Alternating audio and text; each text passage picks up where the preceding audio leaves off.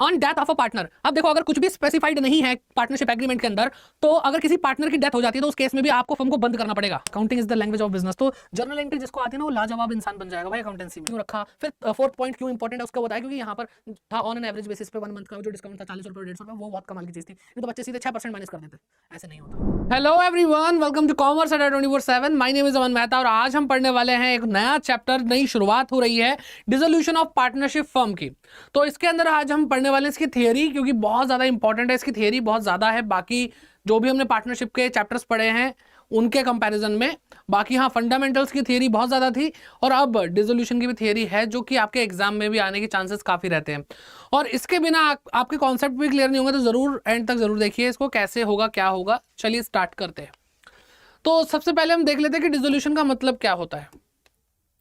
ठीक है, dissolution of partnership means change in relationship among the partners but the firm continues. तो दो तरह का डिसोल्यूशन यहां पर देखने को मिल रहा है, एक है पार्टनरशिप का dissolution and on the other hand dissolution of firm. तो dissolution of partnership, dissolution of firm.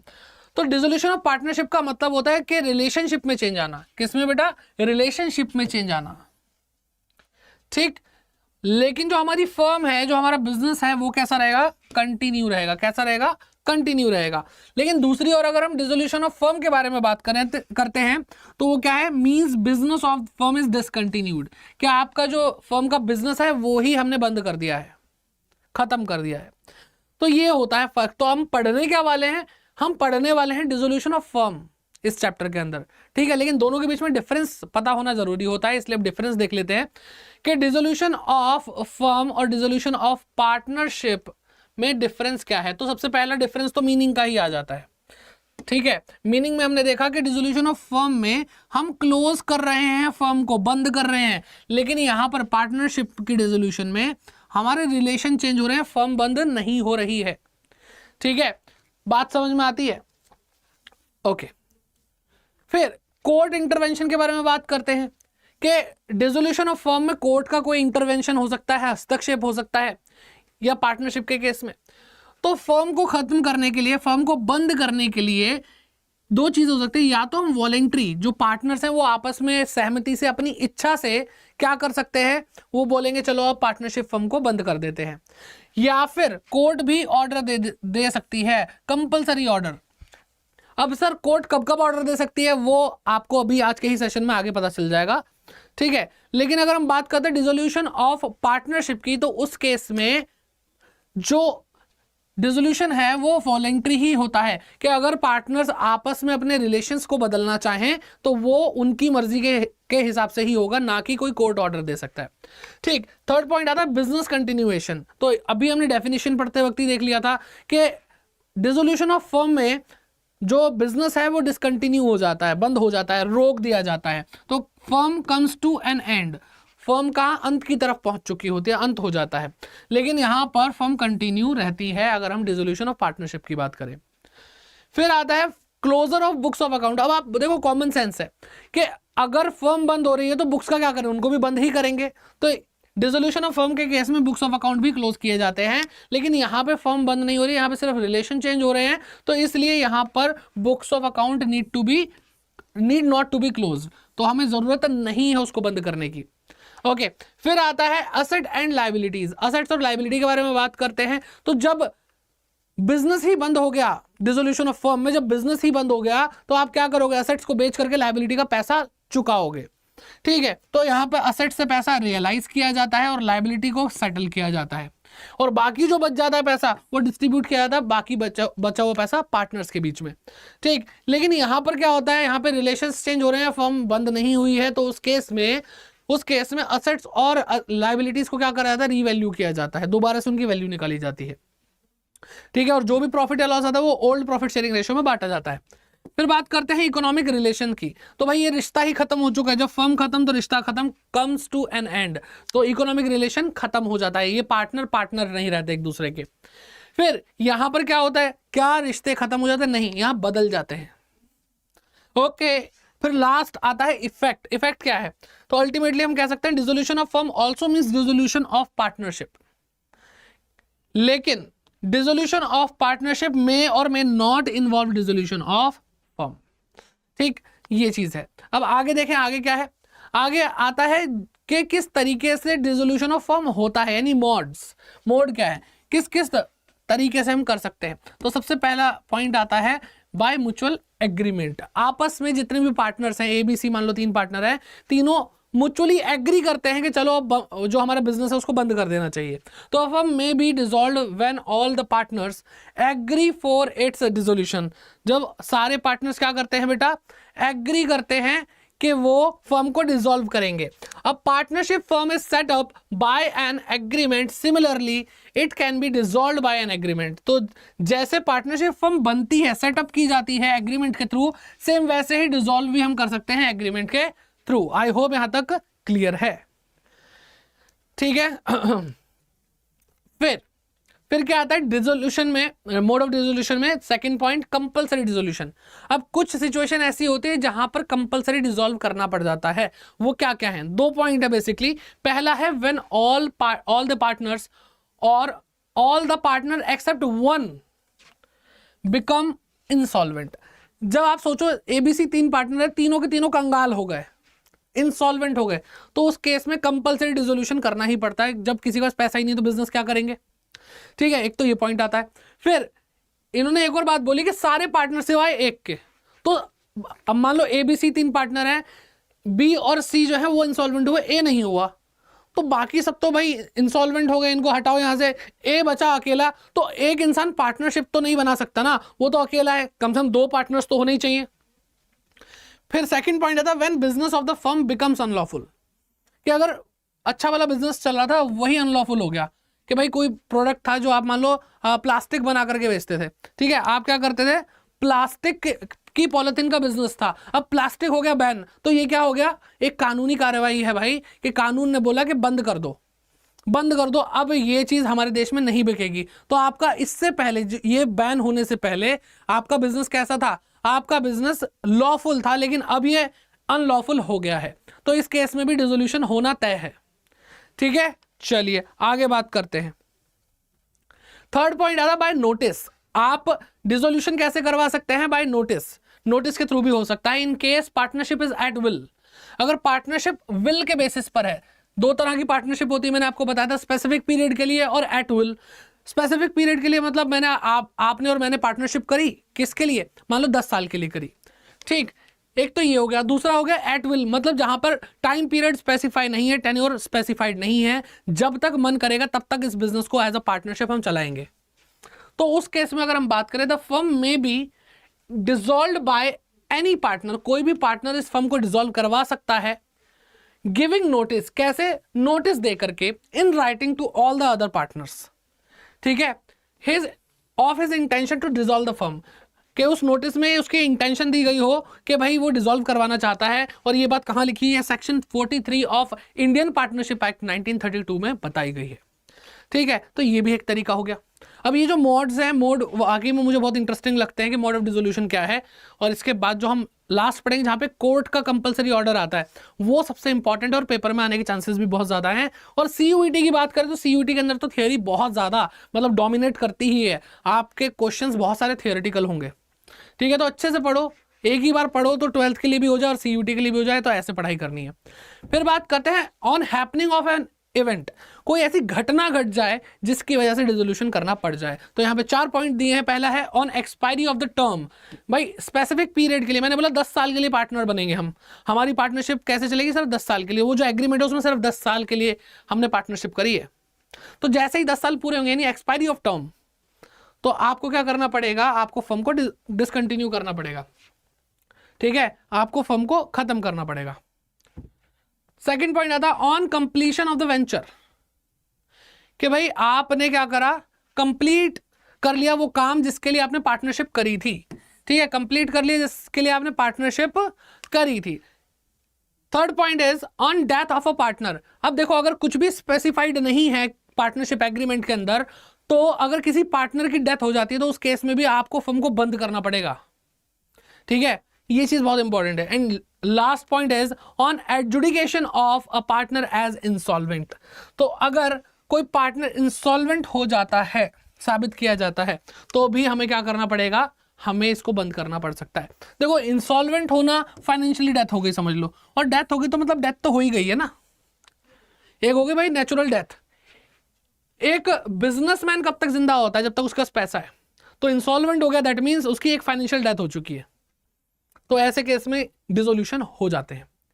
And one of the interesting mode of dissolution is this, dissolution by court. जब कोर्ट अपना ऑर्डर सुनाती है कि बंद करो ये, तो उस केस में आपको करना पड़ेगा अपने पार्टनरशिप फर्म को बंद। ठीक है, चलिए। तो कोर्ट में pass order for the dissolution of the firm. Court में पास कर सकती है भाई, में पास कैसे? A partner becomes a person of unsound mind.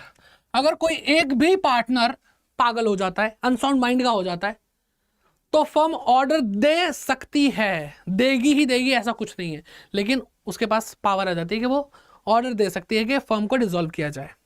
और इसके पीछे सिंपल सा रीजन है, जब आपने फंडामेंटल्स वाला चैप्टर यानी पार्टनरशिप का पहला चैप्टर मेरे साथ पढ़ा होगा, तो उसमें मैंने आपको बताया था कि अनसाउंड माइंड के पर्सन को हम पार्टनर इसलिए नहीं बनाते क्योंकि उसके सोचने समझने की शक्ति खत्म हो जाती है और वो टर्म एंड कंडीशंस को पार्टनरशिप एग्रीमेंट के नहीं समझ सकता।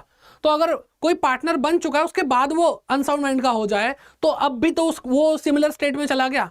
जब वो इतना कैपेबल नहीं है कि वो जो भी इस बिजनेस में हो रहा है उसको समझ पाए, तो बाकी पार्टनर उसका फायदा उठा सकते हैं, बेवकूफ बना सकते हैं, सारा लॉस उसको दे सकते हैं। बात समझ में आ रही है?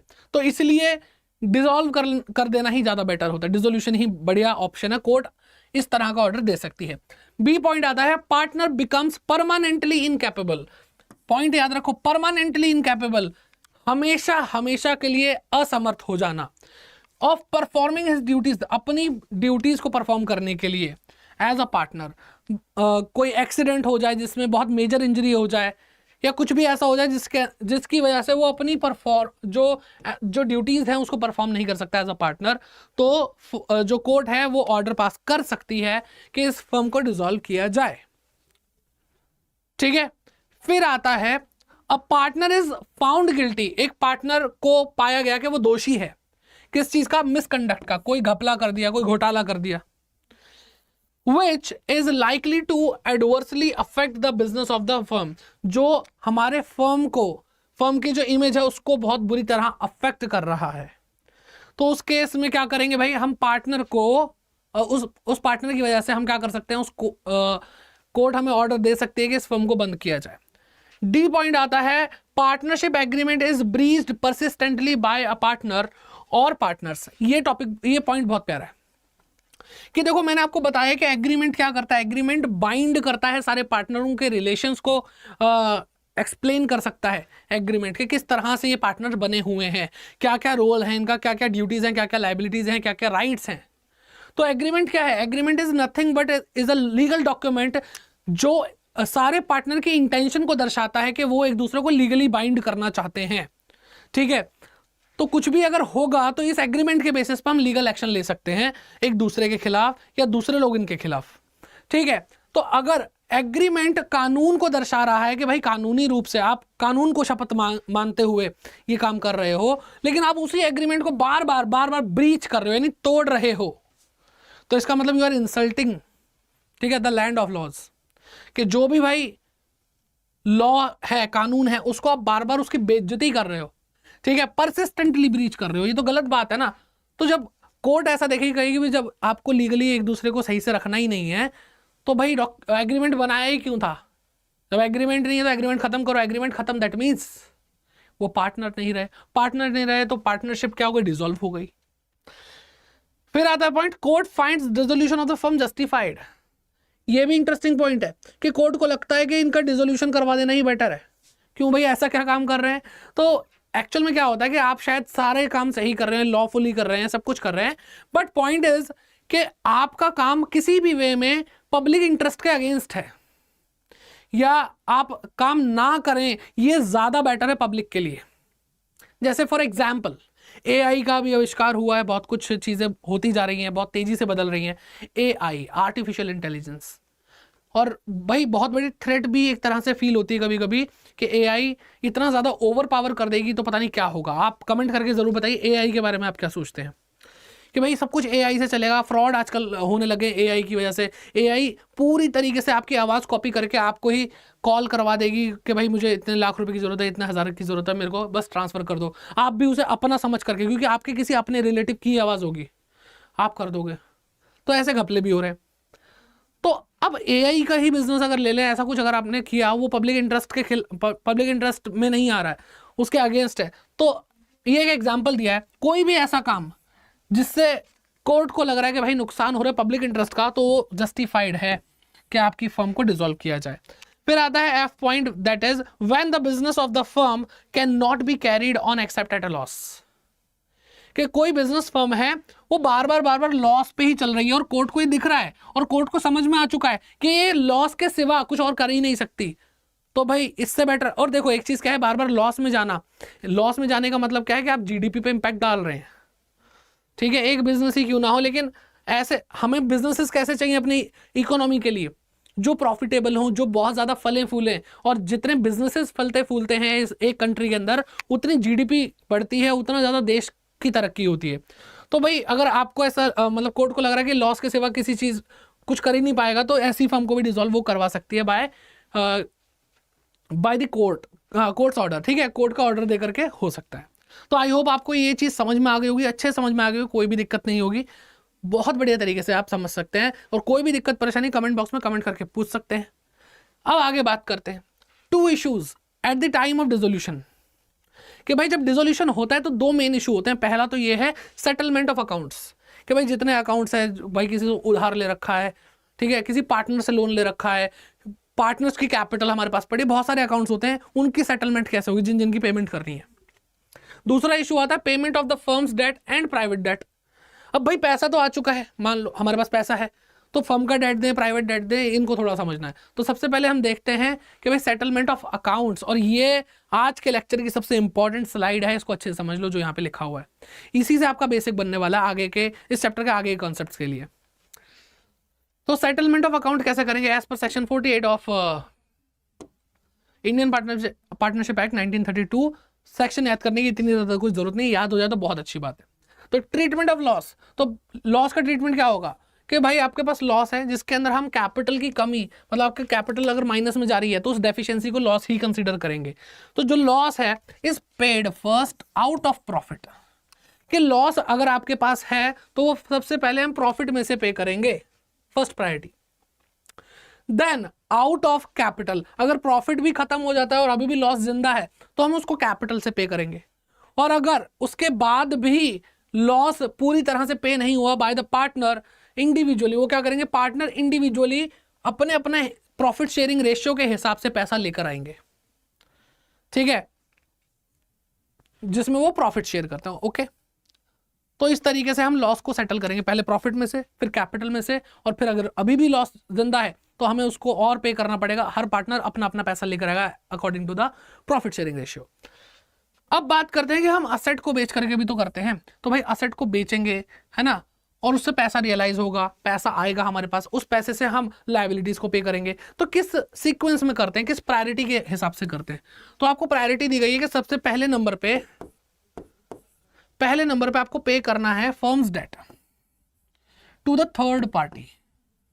जो थर्ड पार्टी है उसको पे करो। थर्ड पार्टी मतलब बिल्कुल अपने पराये लोग, क्रेडिटर है, बैंक का लोन है, ये सब क्या है, पराये लोग हैं, बिल्कुल एकदम सगे वाले पराये।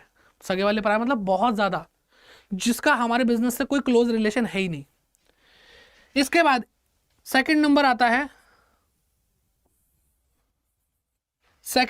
है in paying to each partner for their loans.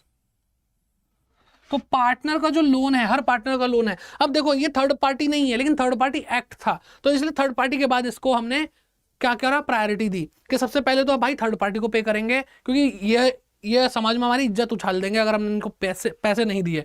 ठीक है, उसके बाद पार्टनर की बात करेंगे, किसी पार्टनर ने लोन दे रखा है, थर्ड पार्टी की तरह दिया है, तो फिर इसको ट्रीट कर लेंगे। एंड देन थर्ड नंबर पे क्या आता है, थर्ड नंबर पे आता है कि अब ये दोनों हो गए, अब जो भी कैपिटल देनी है हमें हर पार्टनर की, उतनी कैपिटल को हम वापस करेंगे। और उसके बाद भी अगर पैसा बचता है तो वो जो रेजिड्यू मनी है, रेजिड्यू मतलब बचा हुआ, इफ एनी, वो डिस्ट्रीब्यूट करते हैं पार्टनर्स में ओल्ड प्रॉफिट शेयरिंग रेशियो में। तो इसी सीक्वेंस में हम अकाउंटिंग भी करने वाले हैं। इसके लिए रियलाइजेशन अकाउंट बनेगा, इसके लिए पार्टनर्स लोन अकाउंट बनेगा, इसके लिए तो पार्टनर कैपिटल अकाउंट है ही, और ये बैंक अकाउंट के थ्रू 4th नंबर हो जाएगा, बैंक और कैपिटल अकाउंट के थ्रू। तो ये आगे आपके न्यूमेरिक्स में बहुत मदद करेगी थियरी। चलिए, अब दूसरी चीज जो हमारी थी कि भाई फर्म का डेट क्या होता है, प्राइवेट डेट क्या होता है, तो उसके बारे में भी जान लेते हैं। तो फर्म का डेट होता है जो फर्म ने उधार लिया है बाहर वालों से, सिंपल। और प्राइवेट डेट होता है जो पार्टनर ने उधार लिया है इन हिज पर्सनल कैपेसिटी, कि भाई इस उधार का लेना देना मेरे बिजनेस से नहीं है, मैं चाय पीने आया हूँ टपरी पे, तो भाई मेरे खाते में लिखो, मेरे बिजनेस के खाते में मत लिख लियो, ये मैं तुझे दूंगा। बात समझ में आ रही है? तो मैंने पर्सनल कैपेसिटी में अगर कोई उधार लिया तो वो मेरा प्राइवेट डेट है। फिर कुछ बातें और हैं कि फर्म की अगर प्रॉपर्टी है, फर्म की असेट्स है, बिजनेस है ना, क्या बोलते हैं, फर्नीचर है, मशीनरी, ये सारी चीजें, अगर फर्म की प्रॉपर्टी है, उसको बेच करके जो पैसा आएगा उससे पहले हम फर्म का डेट चुकाएंगे, ये बात ध्यान रखना। और फर्म का डेट चुकाने के बाद अगर कोई पैसा बचता है फर्म की प्रॉपर्टी से, देन हम उसको अप्लाई करेंगे किसके लिए? पार्टनर के प्राइवेट डेट की पेमेंट के लिए, ठीक है। और कितना हम देंगे उसको? हम उतना ही पैसा देंगे जितना उसका प्रॉफिट शेयरिंग रेशियो बचता है, मतलब बनता है। तो मान लो ABC 3 पार्टनर है, मैं एग्जांपल भी दे देता हूँ, 1:1:1 का रेशियो है।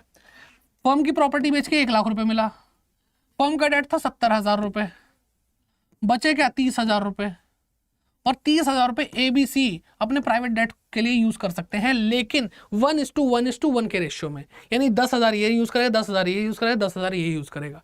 ऐसा नहीं है कि ए को 50,000 रुपए देने तो 30,000 इसी को दे देंगे सारे, ना, ऐसा नहीं होने वाला। तो बात समझ में आ रही है? फिर सेकंड पॉइंट प्राइवेट प्रॉपर्टी को लेकर आता है कि भाई मेरी पर्सनल प्राइवेट प्रॉपर्टी है, फर्म का उससे कोई लेना देना नहीं, मेरी अपनी। तो सबसे पहले प्राइवेट प्रॉपर्टी को हम यूज करेंगे पेमेंट ऑफ प्राइवेट डेट। जो पार्टनर का प्राइवेट डेट है उसकी पेमेंट के लिए प्राइवेट प्रॉपर्टी को बेच करके पैसा यूज किया जाएगा। और अगर सरप्लस बचता है, इफ एनी, तो वो तब बचे हुए पैसे को हम फर्म के डेट को चुकाने में यूज कर सकते हैं। तो फर्म की प्रॉपर्टी और प्राइवेट प्रॉपर्टी को कैसे कैसे यूज करना है वो मैंने आपको बता दिया। रियलाइजेशन अकाउंट और one of the main topic है इस चैप्टर का, तो जरूर इसको ध्यान से पढ़िए, क्योंकि अगर यहाँ पे होगी गड़बड़ तो आगे हो जाएगी और ज्यादा गड़बड़। तो चलिए स्टार्ट करते हैं आज के सेशन को। तो सबसे पहले हम देखते हैं कि भाई जो अभी तक हमने थियरी पोर्शन में पढ़ा है उसमें हमें क्या बताया गया है। कि हमें बताया गया था प्रायोरिटी वाली बात, याद होगी आपको। आपने अगर सेशन नहीं देखा तो आई बटन में जाकर के लिंक एक बार जरूर चेक करें, ठीक है। तो उसमें मैंने आपको बताया था कि डिसोल्यूशन होता है फर्म का, यानी पार्टनरशिप फर्म को क्लोज कर रहे हैं, उसके बाद हम जब क्लोज करते हैं तो हम सारी एसेट्स को बेचते हैं और लायबिलिटीज को उस एसेट से मिलने वाले पैसे से चुकाने शुरू करते हैं, सेटल करना शुरू कर देते हैं, ठीक है। तो जो असेट्स को बेच करके पैसा मिल रहा है, यानी असेट्स को बेच करके पैसा रियलाइज हो रहा है, तो उससे सबसे पहले किसको पेमेंट करेंगे, उसके बाद किसको पेमेंट करेंगे, उसके बाद किसको पेमेंट करेंगे। तो ये सारी बातें हमने पहले भी पढ़ी थी, तो अभी एक बार थोड़ा सा रिवाइज कर लेते हैं उस चीज को कि सबसे पहले हम रियलाइजेशन अकाउंट बनाएंगे। दैट मीन्स हम रियलाइजेशन अकाउंट बना करके जो थर्ड पार्टी है, यानी हमारे जो जो हमारे क्रेडिटर हैं, जो हमारे सप्लायर्स हैं, या फिर बैंक से हमने लोन ले रखा है, ये सब थर्ड पार्टी है, बिल्कुल पराये लोग, ठीक है, उनको पेमेंट करेंगे, ठीक है। यानी हमारी आउटसाइड लायबिलिटी जो होती है। उसके बाद अगर पैसा बच जाता है तो देन हम क्या करेंगे, पार्टनर्स लोन अकाउंट बनाएंगे। यानी पार्टनर ने अगर लोन दे रखा है अपनी ही फर्म को, यानी third party act, not third party, this is third party act, ठीक है, थर्ड पार्टी वाली हरकत, थर्ड पार्टी नहीं है वो। तो फिर थर्ड पार्टी के बाद उस पार्टनर को पे करेंगे। फिर अगर उसके बाद भी पैसा बच जाता है तो पार्टनर के कैपिटल अकाउंट्स के अंदर जो भी पॉजिटिव बैलेंस है वो उनको वापस करेंगे। और उसके बाद बैंक के कैश अकाउंट बनाते हैं और बेसिकली ये साथ साथ बन जाते हैं। और जो इसके अलावा भी कैपिटल के बाद भी पैसा बचता है वो भी PSR में बांटा जाता है, जो कि मैंने अभी तक किसी क्वेश्चन में नहीं देखा, ठीक है। तो ऐसा होगा भी नहीं, तो नॉर्मली आपको सारे क्वेश्चन कराए जाएंगे। आज का जो मुद्दा है वो है realisation account, partners loan account, capital account हम बाद में देख लेंगे, ठीक है। क्योंकि मेन है भाई रियलाइजेशन अकाउंट। हर क्वेश्चन में जब भी डिसोल्यूशन से कोई क्वेश्चन आएगा, देयर आर 99% चांसेस कि आपसे रियलाइजेशन अकाउंट पूछा जाए। तो एंड तक देखो भाई, इस सेशन को बहुत काम आने वाला है। तो सबसे पहले बात करते हैं रियलाइजेशन अकाउंट क्या है, क्या क्या होता है, कैसे कैसे बनता है। तो उसके बारे में थोड़ी सी थियोरी दे रखी है जो आपको क्वेश्चन सॉल्व करने में मदद करेगी, इसलिए हमेशा ध्यान रखो थियोरी बहुत इंपॉर्टेंट होती है, ठीक है। तो सबसे पहले रियलाइजेशन अकाउंट क्या है, ओपन ऑन द डिसोल्यूशन। जब भी डिसोल्यूशन होता है फर्म का, यानी फर्म को बंद किया जा रहा है, क्लोज किया जा रहा है बुक्स ऑफ अकाउंट्स को, तो हम क्या ओपन करते हैं, रियलाइजेशन अकाउंट ओपन करते हैं, ताकि इससे पैसा रियलाइज हो सके। तभी इसका नाम रियलाइजेशन अकाउंट रखा है। ठीक है, तो रियलाइज पैसा होता है, इसी के अंदर हम फिर पेमेंट करना शुरू कर देते हैं थर्ड पार्टी की। तो realisation account is prepared by, कैसे प्रिपेयर होता है? बाय ट्रांसफरिंग ऑल असेट्स, हम सारी की सारी एसेट जो बैलेंस शीट के अंदर होती है उसको ट्रांसफर कर देते हैं रियलाइजेशन अकाउंट में कि भाई बैलेंस शीट तो फाड़ के फेंक दो, बंद करनी है, तो अब सारी एसेट निकाल लो उसमें से। अब एसेट को हम ले गए, लेकिन सिवाय किसके? ठीक है, एक्सेप्ट, सारी एसेट किसके सिवा? Fictitious asset and cashier bank. अब देखो, हम बिल्डिंग है, फर्नीचर है, मशीनरी, कोई भी असेट है हमारे पास, तो हम उसको बेच करके क्या लेना चाहते हैं?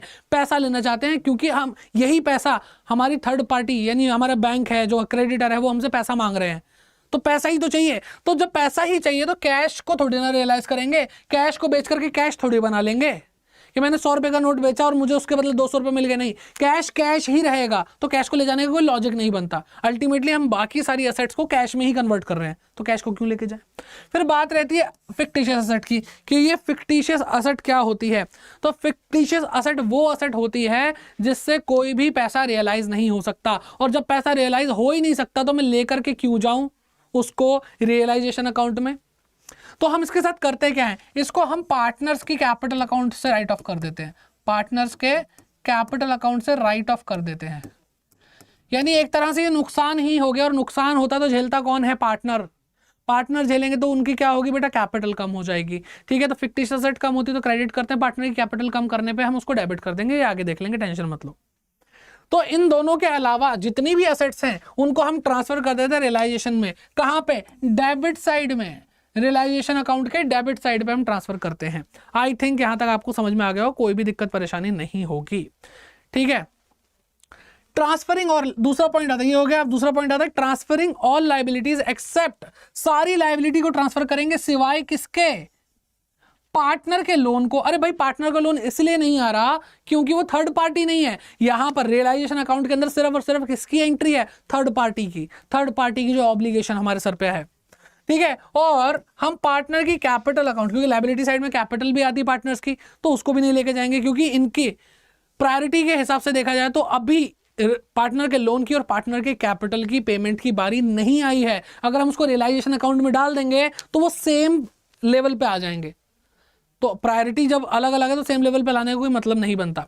ठीक है, फिर आता है third point, amount realised on sale of asset. अब असेट ले आए, लायबिलिटी सारी हम रियलाइजेशन अकाउंट में ले आए, हमारी बैलेंस शीट खाली हो गई है ऑलमोस्ट, तो अब क्या होगा कि वो असेट बिकेगी। तो सेल ऑफ असेट से जो भी अमाउंट मिल रहा है, रियलाइज हो रहा है, इज क्रेडिटेड। तो देखो, असेट आएगी तो डेबिट साइड पे, असेट बेची जाएगी तो क्रेडिट साइड से वो अमाउंट आ जाएगा। ठीक है, और सेम ऐसे ही लायबिलिटी आएगी कहां पे? क्रेडिट साइड पे आएगी। ये मैं बताना भूल गया था, लायबिलिटी ट्रांसफर कहां होती है? क्रेडिट साइड पे होती है रियलाइजेशन अकाउंट के, और लायबिलिटी को जब पे करेंगे तो डेबिट कर देंगे। सिंपल है, आ रही है बात समझ में? And last point is expenses incurred by the firm on dissolution are debited. कि अब मान लो कोई भी एसेट बेचनी है, किसी की पेमेंट करनी है, तो भाई मेरे को आज बिल्डिंग बेचनी है अपने बिजनेस की, तो क्या मैं बिल्डिंग बेच सकता हूं? क्वेश्चन यही है कि ऐसे मतलब मैंने क्या कहते हैं आज बिजनेस बंद करा, बाहर लाइन लगी हुई थी, अरे भाई साहब आपने बिजनेस बंद करा, हम आपकी बिल्डिंग खरीदना है। अरे इतना आसान थोड़ी होता प्रॉपर्टी बेचना, तभी तो अगर इतना आसान होता तो फिर प्रॉपर्टी डीलर और जो कॉन्ट्रैक्टर्स होते हैं और जो ब्रोकर्स होते हैं उनके तो भाई बिजनेस ठप हो जाएंगे। ठीक है, ऐसा तो है नहीं। तो है कैसा? है ऐसा कि हमें कई बार असेट्स को बेचने के लिए किसी एजेंट का सहारा लेना पड़ता है, ब्रोकर का सहारा लेना पड़ता है, बहुत ही अलग अलग तरह के एक्सपेंसेस होते हैं डिसॉल्व करने में फर्म को। तो इसलिए रियलाइजेशन एक्सपेंस बोल सकते हैं हम उनको। क्या बोलते हैं कि हमें असेट को बेच करके उससे पैसा रियलाइज करना है, तो इसके लिए मुझे एक्सपेंस करना पड़ा, तो ये रियलाइजेशन एक्सपेंस है। और रियलाइजेशन एक्सपेंसेस भी क्या होते हैं बेटा? डेबिट होते हैं। आपने मेरे साथ रीवैल्यूएशन अकाउंट पढ़ा होगा तो उसमें रीवैल्यूएशन एक्सपेंस थे, सेम बिल्कुल ऐसे ही रियलाइजेशन एक्सपेंस है, वो भी डेबिट साइड में आते थे, ये भी डेबिट साइड में आ रहे हैं। ठीक है, एक्सपेंसेस डेबिट साइड पे आते हैं। ओके, अभी और लॉजिक में चले जाएंगे, टेंशन की कोई बात नहीं है। आगे देखते हैं कुछ एंट्रीज के बारे में कि जब हम बुक्स ऑफ अकाउंट क्लोज करते हैं एसेट और लायबिलिटी को लेकर के उसको ट्रांसफर करते हैं तो कैसे होगा। ठीक है, तो देखो असेट्स आ रही हैं, असेट्स को अगर हम बैलेंस शीट से निकाल रहे हैं दैट मींस हम उसको बिजनेस से निकाल के खत्म कर रहे हैं, और असेट खत्म हो रही हैं और कहां पे जा रही है? रियलाइजेशन अकाउंट में जा रही है। असेट खत्म हो गई तो असेट क्या होती है बेटा? क्रेडिट होती है। जब भी असेट कम होती है, खत्म होती है, डिक्रीज होती है तो क्रेडिट होती है। तो वेरियस असेट एक एक करके हम उसको क्या कर देंगे? हम उसको क्रेडिट कर देंगे, और कहां पे ले जाएंगे? हम उसको लेकर जाएंगे रियलाइजेशन अकाउंट में। ठीक है, अब असेट से रिलेटेड जो भी प्रोविजन और रिजर्व्स हैं, देखो रिजर्व्स वगैरह तो वैसे भी पार्टनर की कैपिटल में बांटे जाते हैं, लेकिन अगर कोई रिजर्व या फिर कोई प्रोविजन पार्टनर जो असेट्स हैं उससे रिलेटेड है, जैसे इन्वेस्टमेंट फ्लक्चुएशन रिजर्व, ये इन्वेस्टमेंट से रिलेटेड है। प्रोविजन फॉर डाउटफुल डेट, ये डेटर से रिलेटेड है। तो ये असेट जो चली गई तो अपने जो रिजर्व और प्रोविजन है वो भी लेकर के जाएंगी। तो जब ये जाएगा, ये एक लाइबिलिटी होता है। रिजर्व और प्रोविजंस क्या होते हैं, लाइबिलिटी होते हैं। जब ये जाएंगे तो कहाँ पे चले जाएंगे बेटा, रियलाइजेशन के क्रेडिट साइड में। मैंने आपको बताया था कि रियलाइजेशन के क्रेडिट साइड में जाते हैं क्या, रिजर्व लाइबिलिटीज जाती है। ठीक है, ये बात समझ में आ गई आपको। अब बात करते हैं फिक्टिशियस एसेट की। मैंने बोला था कि फिक्टिशियस एसेट को हम रियलाइजेशन में नहीं लेके जाते। तो फिक्टिशियस एसेट एक तरह का ऐसा पैसा है, ऐसी असेट है जिसकी मॉनेटरी वैल्यू थी जो रियलाइज नहीं होने वाली, नुकसान है ना, और ये असेट खत्म होगी तो क्रेडिट तो ये भी होगी क्योंकि ये असेट है, लेकिन ये रियलाइजेशन में ना जा करके हमारे पार्टनर की कैपिटल को डिक्रीज कर देगी। ठीक है, क्योंकि इसका नुकसान कौन झेल रहा है, पार्टनर्स झेल रहे हैं, क्योंकि रियलाइजेशन में जाकर के पैसा रियलाइज करके नहीं दे सकती हमें। ठीक है, फिर आते हैं हम लाइबिलिटीज पे। लाइबिलिटीज में जैसे सन्ड्री क्रेडिटर है, बिल पेबल है, बैंक का लोन है, सब थर्ड पार्टी है। ठीक है, सब थर्ड पार्टी हैं।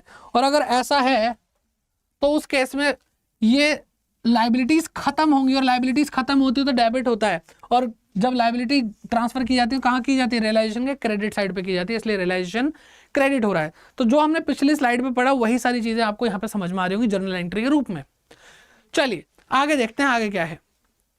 आगे आता है रियलाइजेशन। जब हम असेट को रियलाइज करते हैं तो उस टाइम पे क्या जर्नल एंट्रीज होती है। अब रियलाइज करने के भी अलग अलग तरीके हैं कि मैंने असेट बेची तो मुझे उसके बदले क्या मिल गया, पैसा मिल गया। पैसा मिल गया तो कैश तो बढ़ गया हमारा, कैश या बैंक, और कैश या बैंक एक असेट है, असेट बढ़ती है तो क्या होता है बेटा, डेबिट होती है।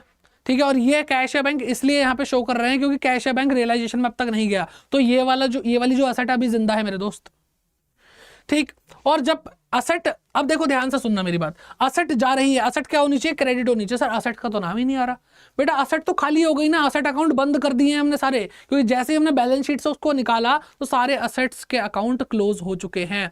तो अब जब भी असेट का नाम लेना है तो असेट तो रियलाइजेशन अकाउंट में है, तो अगर मैंने यहाँ पे रियलाइजेशन अकाउंट लिख दिया दैट मीन्स ये असेट है, मतलब असेट की जगह पर हम रियलाइजेशन अकाउंट का नाम यूज कर रहे हैं, क्योंकि सारी की सारी असेट जा करके इसमें मिक्स हो चुकी हैं। तो अब जितनी भी असेट हैं, जितनी भी लाइबिलिटीज हैं जो रियलाइजेशन अकाउंट में ट्रांसफर की जा चुकी हैं, अगर उनको क्या कहते हैं डेबिट या क्रेडिट करना है तो वहां पर उन असेट का, उन लाइबिलिटीज का नाम नहीं आएगा, रियलाइजेशन का ही आएगा। ये बहुत सिंपल सा फंडा है। ठीक है, तो असेट बिकी, असेट बिकती है तो क्या करते हैं, क्रेडिट करते हैं। मैंने रियलाइजेशन अकाउंट को क्रेडिट कर दिया। ठीक है, अब ध्यान से देखो अगला क्या आता है, when an asset is taken over by a partner, taken by a partner. तो एक पार्टनर कह रहा है कि भाई तुम बेच क्यों रहे हो, नहीं बिक रही तो मुझे दे दो, मेरे को जरूरत थी इसकी। सोफा मान लो, सोफा था, फर्नीचर था, कह रहे मेरे घर में नहीं था, अब बेच ही रहे हो तो मुझे ही दे दो। तो उसने कहा, फर्म ने क्या करा, इसको वो असेट दे दी। अब असेट दे दी तो भाई पैसा तो इससे भी लेना है, तो उसने बोला मेरी कैपिटल में से ले लेना, तो इसकी कैपिटल को कम कर लिया। ठीक है, तो जिसने भी कंसर्न पार्टनर जो है उसके कैपिटल अकाउंट को हमने क्या कर दिया, क्रेडिट कर दिया, और रियलाइजेशन क्या हो गया, क्रेडिट हो गया। मैंने क्रेडिट बोला, डेबिट किया। ठीक है, और रियलाइजेशन क्या हो गया बेटा, रियलाइजेशन अकाउंट हमारा क्रेडिट हो गया। और ये रियलाइजेशन नहीं है, मैंने अभी बताया कि आपको ये असेट है, बस इसकी शक्ल रियलाइजेशन जैसी होगी क्योंकि सब रियलाइजेशन में जाके मिक्स हो चुका है। फिर आता है when the asset are given to any of the creditor, हम अपने किसी भी क्रेडिटर को दे रहे हैं हमारी असेट, कि भाई अब मान लो असेट बिक नहीं रही थी और हमारा जो क्रेडिटर था वो बार बार चिल्ला रहा था मुझे पैसा दो, मुझे पैसा दो, मुझे पैसा दो। हमने कहा यार ये क्या तरीका है, असेट लेनी है, असेट बिक नहीं रही, लेके जानी तो ले जाओ। उसने कहा दे दो, वो असेट लेके चला गया हमारी।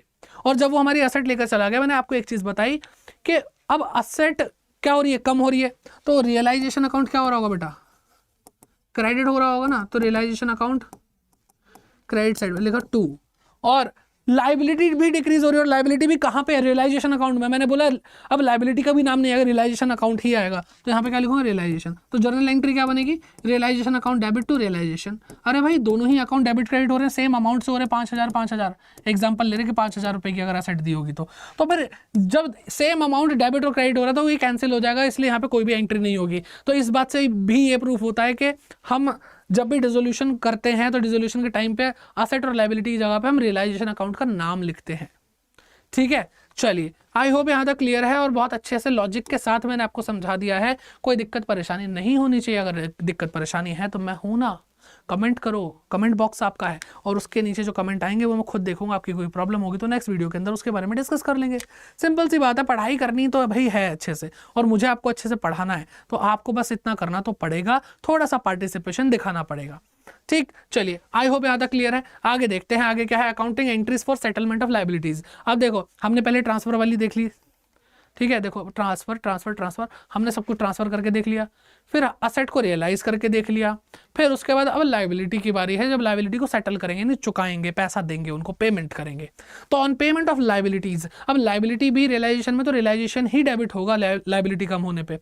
तो जैसे ही मैंने पे किया तो मेरा कैश या बैंक कम हो गया, कैश या बैंक कम होता है तो क्रेडिट करते हैं, और रियलाइजेशन यानी हमारी जो लाइबिलिटी है वो कम होगी तो डेबिट करेंगे रियलाइजेशन अकाउंट को। ठीक है, फिर अगर कोई पार्टनर बोलता कि एक काम करता, तुम टेंशन क्यों ले रहे हो कि मैं लाइबिलिटी चुका देता हूं, मैं लाइबिलिटी चुका देता हूं, तो भाई फर्म के बिहाफ पर लाइबिलिटी चुका कौन रहा है, एक पार्टनर चुका रहा है। तो हमारी जो फर्म है, पार्टनरशिप फर्म, उसके मन में ये होगा कि भाई अब इसको पैसा देना पड़ेगा, तो उसकी कैपिटल इंक्रीज कर दी, क्योंकि उसने हमारे बिहाफ पर क्या करा है, एक लाइबिलिटी की पेमेंट करी है, और लाइबिलिटी की पेमेंट करने पर रियलाइजेशन डेबिट तो होना ही है नॉर्मली। तो पैसा नहीं गया, अगर भाई हमने पैसा नहीं दिया तो किसी और ने पैसा दिया, जिसने पैसा दिया उसकी कैपिटल बढ़ा देंगे हम पार्टनर की। अब ठीक है, तो ये सिंपल सी थी। अब रियलाइजेशन एक्सपेंसेस समझना, जो कि ज़्यादा इंपॉर्टेंट है इस टाइम, वैसे ज़्यादा दिक्कत आएगी नहीं। अभी एक सिंपल सा क्वेश्चन भी करेंगे ताकि आपको समझ में आ जाए, ठीक है। वैसे क्वेश्चंस आगे करेंगे, बहुत प्रैक्टिस सेशन अभी हमें लगाने हैं, लेकिन साथ साथ जो कॉन्सेप्ट हम करते जा रहे हैं उसके छोटे छोटे क्वेश्चंस भी कर लेंगे, ताकि दिमाग में थोड़ा बहुत तो रहे कि भाई जो हमने पढ़ा उसको एक्चुअली अप्लाई कैसे करते हैं। ठीक, तो अकाउंटिंग एंट्रीज किसके लिए, फॉर रियलाइजेशन एक्सपेंसेस। अब रियलाइजेशन एक्सपेंसेस हैं तो रियलाइजेशन अकाउंट डेबिट होगा, ये बात हमने पहली स्लाइड के 5वें पॉइंट पर पढ़ ली थी। तो रियलाइजेशन एक्सपेंसेस भी अब रियलाइजेशन अकाउंट डेबिट होकर के दिखाए जाएंगे, और कैश या बैंक जाएगा। देखो रियलाइजेशन एक्सपेंसेस ये क्या है, एक्सपेंसेस है, एक्सपेंसेस में पे, एक्सपेंसेस क्या होते हैं, डेबिट होते हैं, और एक्सपेंसेस में पे कर रहा हूँ तो मेरा कैश या बैंक कम हो जाएगा। अब एक चीज़ और देखो कमाल की, अगर आप नोटिस करते नहीं है इतना, फिर भी मैं आपको दिखा देता हूँ कि देखो realisation account debit to cash या bank, realisation account debit to cash या बैंक। तो देखो यहाँ पे हम लाइबिलिटी पे कर रहे हैं तो भी, और यहाँ पर हम रियलाइजेशन एक्सपेंसेस पे कर रहे हैं तो भी सेम एंट्री हो रही है, इसलिए नरेशन अच्छे से लिखना जरूरी है। ठीक है, नरेशन अगर आपने सही से नहीं लिखी तो गड़बड़ हो जाएगी, आपको मार्क्स नहीं मिलेंगे। कई बच्चे बोलते हैं सर जनरल एंट्री कराएं, नहीं बेटा मत करके आना, सिर्फ जनरल एंट्री करोगे तो मार्क्स मिलने के चांसेस कम हैं, और कोई अगर टीचर चाहे तो आपके पूरे मार्क्स भी काट सकता है, क्योंकि दोनों ही एंट्री सेम है, उसको क्या पता चल रहा है कि आपने लायबिलिटी पे करी है या फिर आपने रियलाइजेशन एक्सपेंसेस पे करे हैं। ठीक है, तो नरेशन लिखना बहुत ज़्यादा जरूरी है। चलिए अगला पॉइंट, रियलाइजेशन एक्सपेंसेस को और किस तरीके से पे कर सकते हैं। तो अगर कोई पार्टनर बोलता है कि रियलाइजेशन एक्सपेंसेस मैं पे कर देता हूं, तो भाई लो रियलाइजेशन एक्सपेंसेस तो डेबिट हो ही रहे हैं, एक्सपेंसेस डेबिट तो हो ही रहे हैं, और पे अब कैश नहीं दे रहे, अब पार्टनर कह रहा है मैं दे दूंगा, तो पार्टनर की कैपिटल इंक्रीज कर देंगे। हमारे बिहाफ पे अगर कोई पैसा देगा तो उसको हम पैसा वापस दे देंगे, तो उसकी कैपिटल बढ़ाएंगे ना हम। तो कैपिटल बढ़ाने के लिए क्या करते हैं, क्रेडिट करते हैं, सिंपल। आगे बढ़ते हैं, फिर आता है accounting entries for realisation expenses, फिर से आ गई। अब यहाँ पे और केसेस आ रहे हैं हमारे पास, ध्यान से पढ़ो और केसेस क्या है। When the firm page fixed amount, अब ध्यान से सुनना, अब आपको एंट्रीज सेम मिलेंगी, लेकिन मतलब अब रियलाइजेशन एक्सपेंसेस की अलग अलग केसेस में सेम एंट्री दिखेंगे, लेकिन चीज अलग हो रही है। तो यहाँ पे समझने वाली बात है, तभी जाकर के बेटा आप प्रो बन सकते हो अपनी क्या कहते हैं पढ़ाई में, अकाउंटेंसी में प्रो बन सकते हो। और अभी एक वीडियो आने भी वाली है या फिर आ चुकी होगी अगर आप ये वीडियो देख रहे हैं इसी चैनल पे, कॉमर्स अड्डा 24/7 चैनल पे। अगर आप अकाउंटेंसी से डरते हैं तो उसमें आपको मैंने कुछ ऐसे सीक्रेट्स बताए हैं जिससे आप अपनी अकाउंटिंग को जबरदस्त कर सकते हैं, आप प्रो बन सकते हैं मेरे भाई बहन ऑल्सो। ठीक है, तो इसलिए उस वीडियो को जरूर देखना, कोशिश करूंगा उसको भी आई बटन में मैं लिंक करवा दूं। चलिए तो देखो, when the firm page fixed amount, एक फर्म है वो फिक्स अमाउंट पे करने के लिए कह रही है टू अ पार्टनर, पार्टनर को बोल देगा भाई हम तुम्हें पेमेंट कर देते हैं, और अब तुम देखो किसके थ्रू आपको क्या कहते हैं रियलाइजेशन करवाना है, कौन सा ब्रोकर लेना है, कौन सा प्रॉपर्टी डीलर लेना है, कैसे बिकवानी, वो आप देखो। एक पार्टनर को ही बोल दिया कि तुम्हें हम सैलरी दे रहे हैं, एक रेम्यूनरेशन दे रहे हैं, फिक्स्ड अमाउंट दे रहे हैं। उसने कहा ठीक है भाई मुझे 10,000 रुपये दे दो, बाकी मैं देख लूंगा किसको कैसे बिकवाने हैं।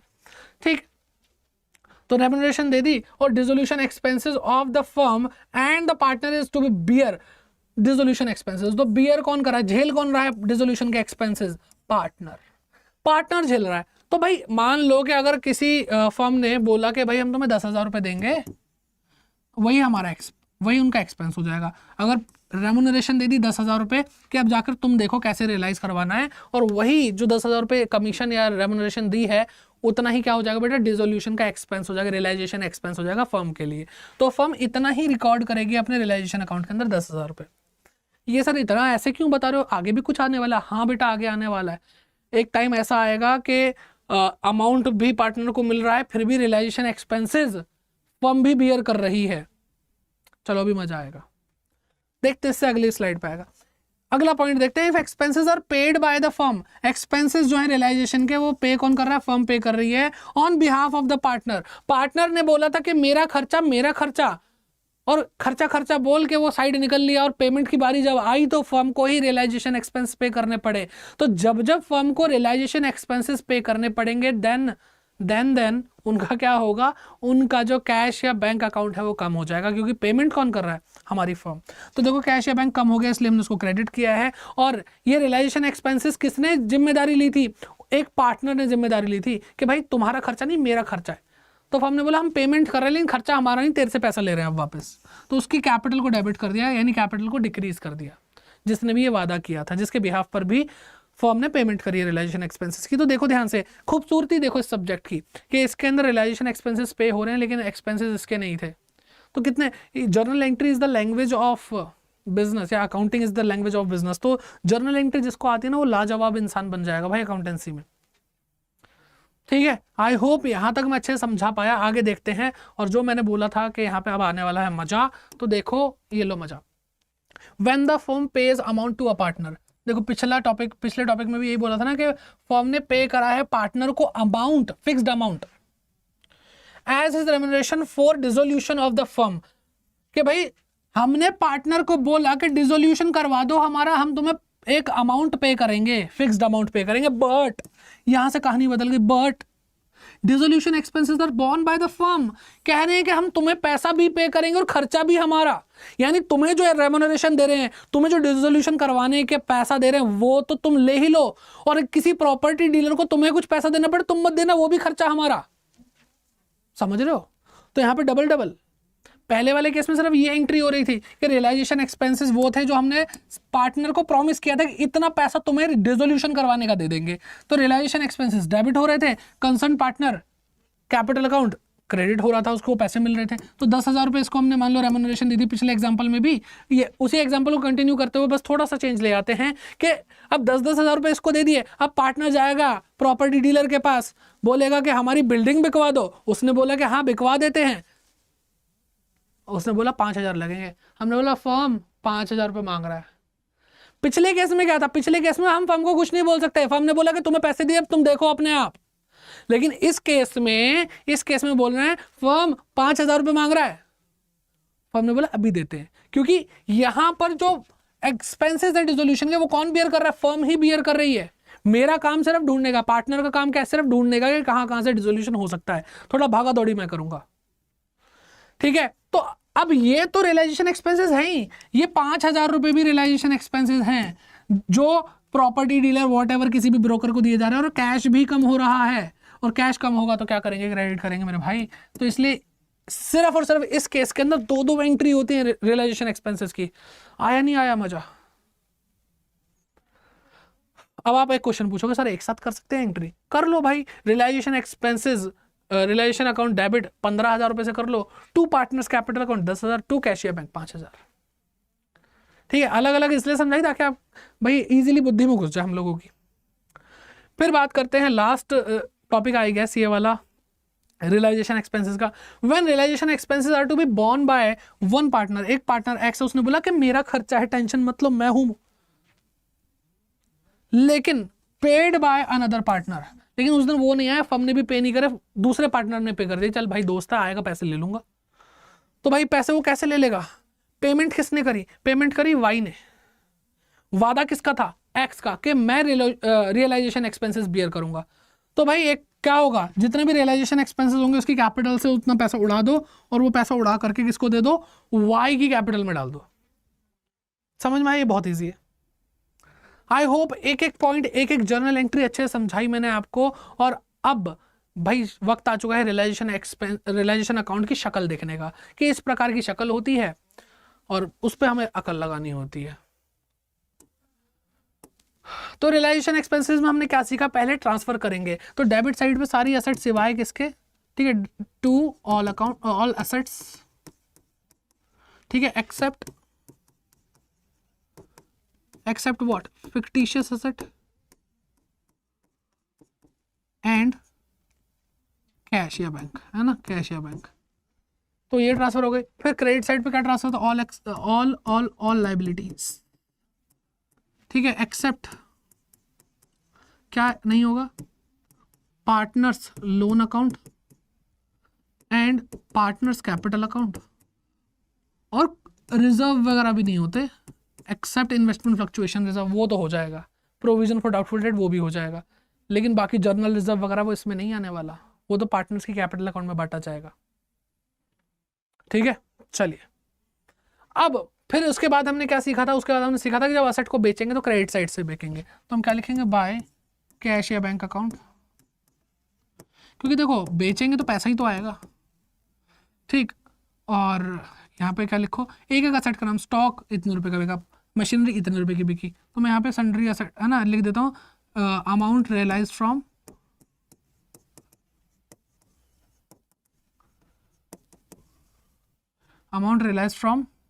असेट्स, ठीक। अब जब लाइबिलिटी पे करने की बारी आएगी तो वो डेबिट साइड से होगा, तो लिखो यहाँ पे टू कैश या बैंक। और बेटा थोड़ा ना ध्यान, मतलब एक फोकस से देखा करो, एक तो हो जाएगा कि मैंने आपको बता दिया, आप लिख भी रहे हो, सब कुछ सही भी कर रहे हो, लेकिन एक होता है ना हम करे जा रहे हैं, हमें मतलब होश नहीं है। कभी कभी होता है जैसे आप बाइक स्कूटी या कुछ स्कूल वूल जाते हो या कॉलेज वॉलेज जाते हो, तो आप क्या करते हो, डेली उस रास्ते जाते हो, तो आपको उस रास्ते की इतनी आदत हो गई तो आप उस रास्ते पे ध्यान ही नहीं देते हो, कैसे रास्ता कट जाता है। तो ऐसे ही अकाउंट कई बार करते करते करते करते हम उन इंपॉर्टेंट चीज़ों को, उन बारीकियों को भूल जाते हैं करते करते। तो फिर से मैं एक बार याद दिलाता हूँ, रियलाइजेशन अकाउंट के डेबिट साइड पे ये आ रहा है, इसका मतलब रियलाइजेशन अकाउंट डेबिट हो रहा है, और ये क्या हो रहा है, क्रेडिट हो रहा है। अब क्रेडिट हो रहा है यानी कैश या बैंक कम हो रहा है, और कैश या बैंक कम क्यों हो रहा है, क्योंकि हम लाइबिलिटी को पे कर रहे हैं। देखो इस तरह से अगर आप नेटवर्क को समझेंगे, इस तरह से सारे कनेक्शंस को समझेंगे तो आपको अच्छे से समझ में आ जाएगा। ठीक है, पेमेंट टू लाइबिलिटीज, ठीक है। अब और क्या हो सकता है, और अगर कोई पार्टनर असेट लेकर गया तो हम यहाँ पे लिख देंगे बाय पार्टनर्स कैपिटल अकाउंट, जो भी पार्टनर लेके जा रहा है, इसको मैं लिख देता हूँ asset taken over, asset taken over. ठीक है, यहाँ पे अगर कोई पार्टनर लाइबिलिटी पे कर रहा है तो यहाँ पे वही पार्टनर्स कैपिटल अकाउंट।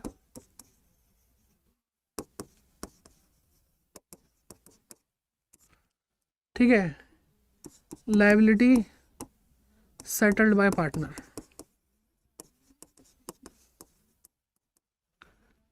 ठीक है, टू कैशियर बैंक, किसके लिए, किसके लिए भाई, रियलाइजेशन एक्सपेंस अगर पे हुए तो, कोई पार्टनर करे तो वो यहीं पे कैशियर बैंक की जगह पार्टनर्स कैपिटल अकाउंट। अब हर चीज़ नहीं लिख रहा हूँ मैं, ठीक है। तो इस तरह से चीज़ें होती हैं, आई होप आपको समझ में आ रही हैं। अब अगर क्रेडिट साइड ज़्यादा डेबिट साइड कम है तो इसका मतलब यहाँ पे हमारा क्या आएगा, प्रॉफिट आएगा, प्रॉफिट ऑन रियलाइजेशन अकाउंट, है ना, रियलाइजेशन के वक्त हमें हुआ प्रॉफिट। ठीक है, ए और बी मान लो पार्टनर, उनकी कैपिटल अकाउंट में डाल देंगे। कैसे डालेंगे बेटा, ओल्ड पीएसआर में डाल देंगे, न्यू का तो कोई सवाल ही नहीं उठता, जो भी पीएसआर उसमें बांट देंगे। लॉस आएगा, लॉस इस साइड पर आ जाएगा, वो भी हम ओल्ड पीएसआर में बांट देंगे, बात खत्म। इतना सिंपल है। अब एक क्वेश्चन करके देख लेते हैं ताकि हमें हमारे दिल को थोड़ी तसल्ली हो जाए कि हमें चीज़ें आ चुकी हैं। चलिए, तो शांति और सत्या दो पार्टनर हैं एक फर्म में, इनका 4:1 का रेशियो है। ठीक है, 4:1 का रेशियो है। On 31 March 2013 their balance sheet was as follows. तो आपको इनकी बैलेंस शीट देखे, क्रेडिटर देखा, वर्कमैन कंपनसेशन फंड या रिजर्व जो भी बोलो दे रखा है, सत्या का करंट अकाउंट दे रखा है, कैपिटल अकाउंट दे रखा है शांति और सत्या का, और अमाउंट तो देख ही लोगे भाई। बैंक अकाउंट है, डेटर है, स्टॉक है, फर्नीचर है, मशीनरी, और शांति का करंट अकाउंट है। अब देखो एक चीज़ और, करंट अकाउंट क्या बेटा, अगर आपको करंट अकाउंट क्वेश्चन में गिवन है, इसका मतलब क्या है, आप जो कैपिटल अकाउंट मेथड फॉलो हो रहा है वो फिक्स्ड कैपिटल अकाउंट मेथड है। ठीक है, और असेट साइड पे किसी भी करंट अकाउंट का आना यानी ये डेबिट बैलेंस है, डेबिट बैलेंस है, और डेबिट बैलेंस किसी भी करंट अकाउंट का क्या होता है, नेगेटिव बैलेंस होता है, माइनस में पैसा।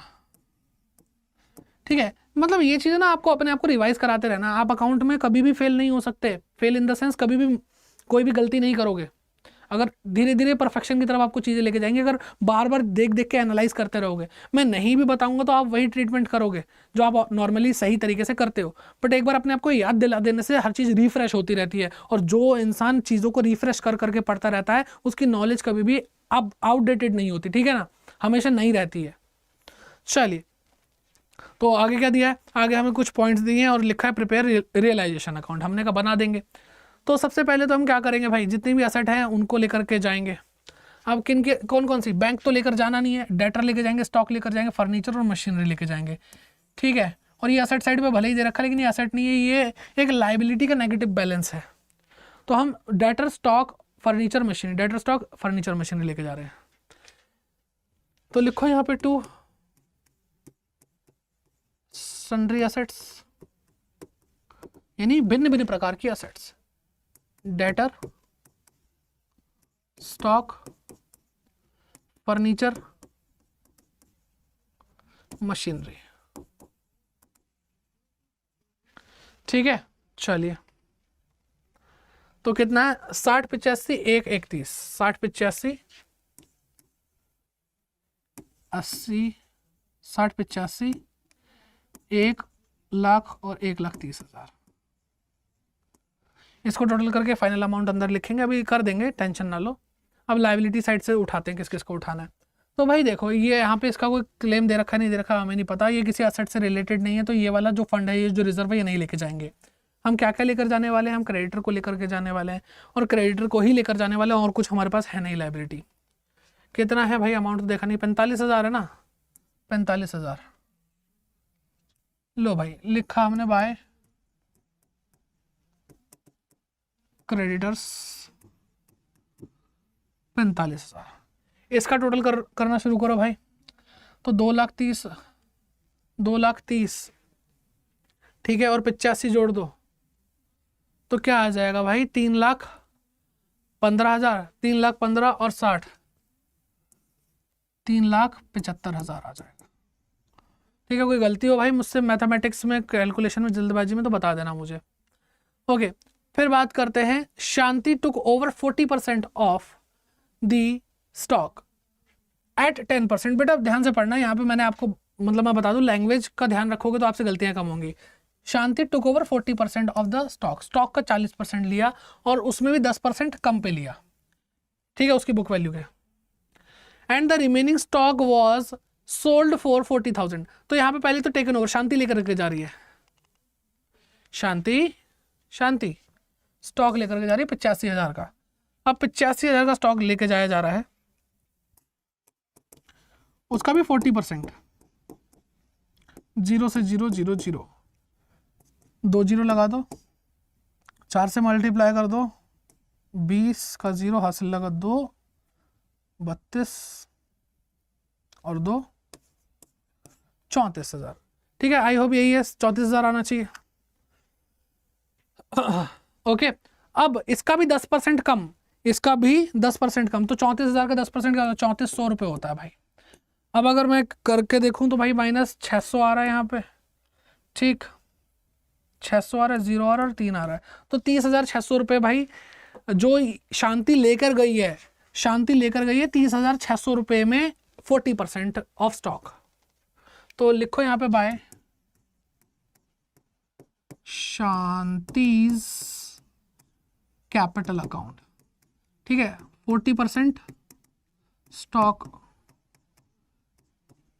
टेकन ओवर, ठीक है, 30,600। चलो बाकी का भाई अभी रह रहा है, कोई और अगर पार्टनर लेकर जाता है, क्योंकि हम एक साथ ही करेंगे बाकी काम, है ना। And unrecorded investment was sold, एक अनरिकॉर्डेड इन्वेस्टमेंट थी, वो भी एक साथ चलो आ जाएगी। मशीन वॉज सोल्ड, अभी हम सारा ये देख रहे हैं कौन कौन सा पार्टनर क्या क्या लेकर के जा रहा है, वो एक साथ लिखते चल रहे हैं हम। मशीनरी वॉज सोल्ड, ठीक है, डेटर रियलाइज, ठीक है, देयर वॉज एन आउटस्टैंडिंग, ठीक है, ठीक है, ठीक है, कुछ भी नहीं है। तो आप सीधे क्या कहते हैं, जो भी एसेट से रियलाइज हो रहा है वो लिखना शुरू कर देते हैं, ठीक। तो लिखेंगे यहाँ पे हम बाय कैश अकाउंट, और हम सबसे पहले देखेंगे कि बाकी जो रिमेनिंग 60% स्टॉक था वो 40,000 रुपये में गया है, ठीक है। तो लो भाई, बाय कैश या फिर बैंक अकाउंट। तो लिखा हमने स्टॉक कितने में बताया भाई, 40,000 रुपये में गया, 40,000। फिर कह रहे हैं फर्नीचर रियलाइज, फर्नीचर से मिला 80,000 रुपये।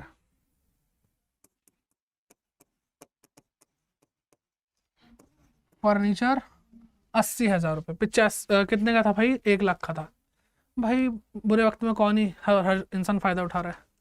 अनरिकॉर्डेड इन्वेस्टमेंट, एक अनरिकॉर्डेड इन्वेस्टमेंट थी, वो भी सीधे रियलाइजेशन में जाएगी। 20,000 रुपये रियलाइज हुआ, मशीनरी से 60,000। तो इन्वेस्टमेंट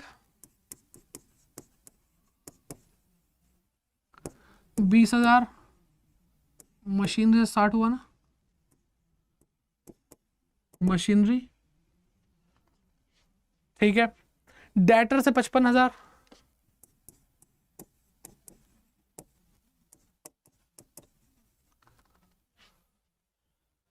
तो हमने ये कंप्लीट कर लिया, हमने ये कंप्लीट कर लिया ना। ओके जी, एक minute. Machinery was sold at a loss of 60,000। रुको रुको, हमने गड़बड़ की है। 60,000 के नुकसान पे ध्यान से पढ़ो। तो 1,30 का था, 60,000 का नुकसान हो गया तो 70,000 रुपये बचा, तो 70,000 रुपये रियलाइज हुए भाई। ठीक है, अच्छा वो ध्यान से देख लिया मैंने, नहीं तो गड़बड़ हो जाती मेरे भाई। 70,000 आएगा, 70,000। ठीक है, तो ये भी हो गया, ये भी कर लिया, और हमने डेटर भी देख लिया। There was an outstanding bill, एक हमारा आउटस्टैंडिंग बिल था for repairs for which 19,000 was paid. 19,000 रुपये पे किए, बाकी बस ये 19,000 रुपये लिख दो, वो भी हो गया। तो लो भाई लिखो टू कैश या बैंक, अब यहाँ से भी पेमेंट होगी ना, तो लिखो यहाँ पे आउटस्टैंडिंग बिल फॉर रिपेयर 19,000। अब बेटा हमें क्रेडिटर के बारे में कोई भी इंफॉर्मेशन नहीं दी, तो हम क्या करेंगे, 45,000 रुपीज़ मान लेंगे कि हमने क्रेडिटर को दिए हैं एज पर प्रूडेंस कॉन्सेप्ट। ठीक है, कितना, 45,000। और पिछले साल क्या हुआ था कि CBSE ने कुछ चेंजेस किए थे, उसके अकॉर्डिंग क्या था कि सबसे पुराना रूल तो यही चलता रहा है कि अगर आपको लायबिलिटी के बारे में कोई भी इन्फॉर्मेशन नहीं दी है कि हमने उसको पे किया या नहीं किया डिसोल्यूशन के टाइम पे, तो हम ये मानते हैं कि उसकी जो बुक वैल्यू वो हमने पूरी पे करी, जैसा कि मैंने अभी आपके सामने करके दिखाया। 45,000 रुपीज़ को कुछ भी इन्फॉर्मेशन नहीं दी थी, लेकिन मैं यहाँ पे मान के चल रहा हूँ कि 45,000 क्रेडिटर छोड़ेंगे थोड़ी ना। प्रूडेंस कॉन्सेप्ट हमें यही तो सिखाता है कि बुरे से बुरा क्या हो सकता है हमारे साथ, तो मैंने उसको फॉलो किया। ठीक है, लेकिन जो नई अपडेट आई उसके हिसाब से क्या हुआ कि ये रूल तो सेम रहा, लेकिन असेट के लिए नया रूल आया कि असेट के बारे में अगर कोई इन्फॉर्मेशन ना दी हो तो पहले ये माना जाता था कि भाई उससे कोई पैसा रियलाइज नहीं हो, लेकिन अब माना यह जाता है कि कोई भी फिक्स्ड टेंजिबल असेट है तो उससे उसकी बुक वैल्यू रियलाइज हो गई है। फॉर एग्जांपल कि अगर हमें मान लो फर्नीचर के बारे में कुछ भी ना दिया होता, कुछ भी ना दिया होता कि भाई इसको बेच करके पैसा मिला या नहीं मिला, तो मैं ये मानता कि 1 लाख रुपए मिल गया होगा। अब जो रूल आया है वो इस हिसाब से चलता है। ठीक है, इससे पहले हम इसको भी जीरो मानते हैं अगर कोई इन्फॉर्मेशन ना दी होती तो। आई बात समझ में? चलो भाई अब इसको टोटल करना शुरू कर दो। और इंटेंजिबल एसेट्स जैसे गुडविल होगी, पेटेंट हो गया, उसको हम मानते हैं कुछ भी नहीं मिलेगा, जीरो, अंडा, खत्म। हाँ, तो 20,000 65 में 64,000। ठीक है, अब अगर हम टोटल करके देखें तो इसको टोटल करो पहले।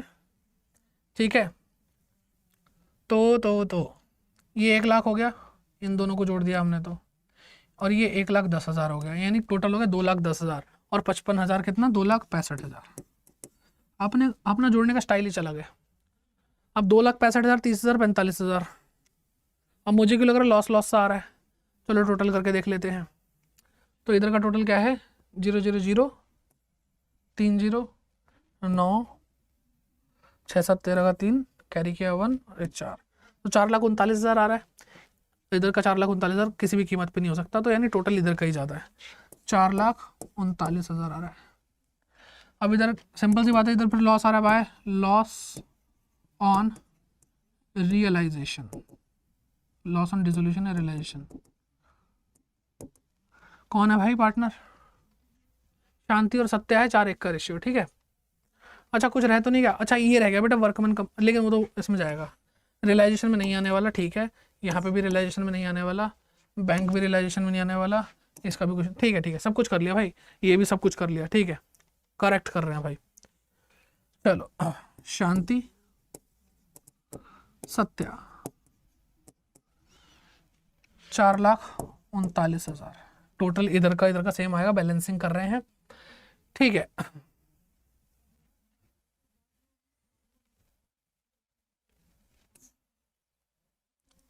चलो तो 2,65,000, 45,000,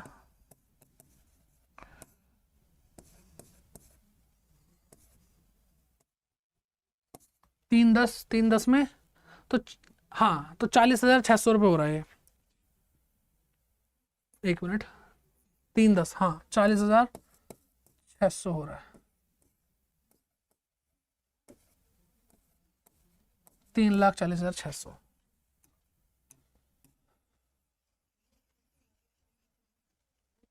तो क्या हुआ भाई, 4,39,000 और 3,40,600 माइनस करो भाई, आपका लॉस निकल के आ जाएगा। 400, यहाँ पे 8 आ रहा है, यहाँ पे 9 आ रहा है, तो 98,400 का लॉस है भाई, 98,400 का लॉस है। और इसको क्या करो भाई, 4:1 के रेशो में बांटना है, तो 4/5 से मल्टीप्लाई करो, शांति का आएगा। 1/5 से मल्टीप्लाई करोगे तो सत्य का आएगा, ठीक है। तो 5 1 जा 5, 4 बचा, तो 5 9 जा, फिर 3 बचा, तो 6 जा, फिर 4 बचा, फिर 8 आया, फिर 0 आया, तो 19,680 तो इसका आ रहा है सत्य का। 4 से मल्टीप्लाई करके देखते हैं इसको क्या आता है, 0 2 7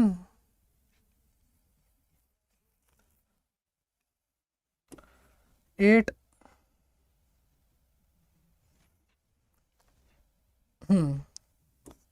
तो इसका आ रहा है 78,720, 78,720, ठीक है। तो ये हमारा क्या हो गया बेटा, रियलाइजेशन अकाउंट पूरा हो गया। आई होप आप लोगों ने अच्छे से समझा, मेरे साथ साथ किया होगा, और आगे भी ऐसे क्वेश्चंस आपको पहले घर पे प्रैक्टिस कर लेना है, आगे प्रैक्टिस सेशन आएंगे तो अच्छे से हम कर ही लेंगे, कोई भी दिक्कत नहीं है। पढ़िए, शुरू से पढ़िए, तभी चीजें ज्यादा क्लियर होंगी। तो फटाफट से शुरू करते हैं आज की क्लास, जिसमें हम partners loan account, capital account पढ़ेंगे, एंड बोनस में थोड़ा सा बैंक अकाउंट भी कर लेंगे, ठीक। तो सबसे पहले स्टार्ट करते हैं पार्टनर्स लोन अकाउंट से।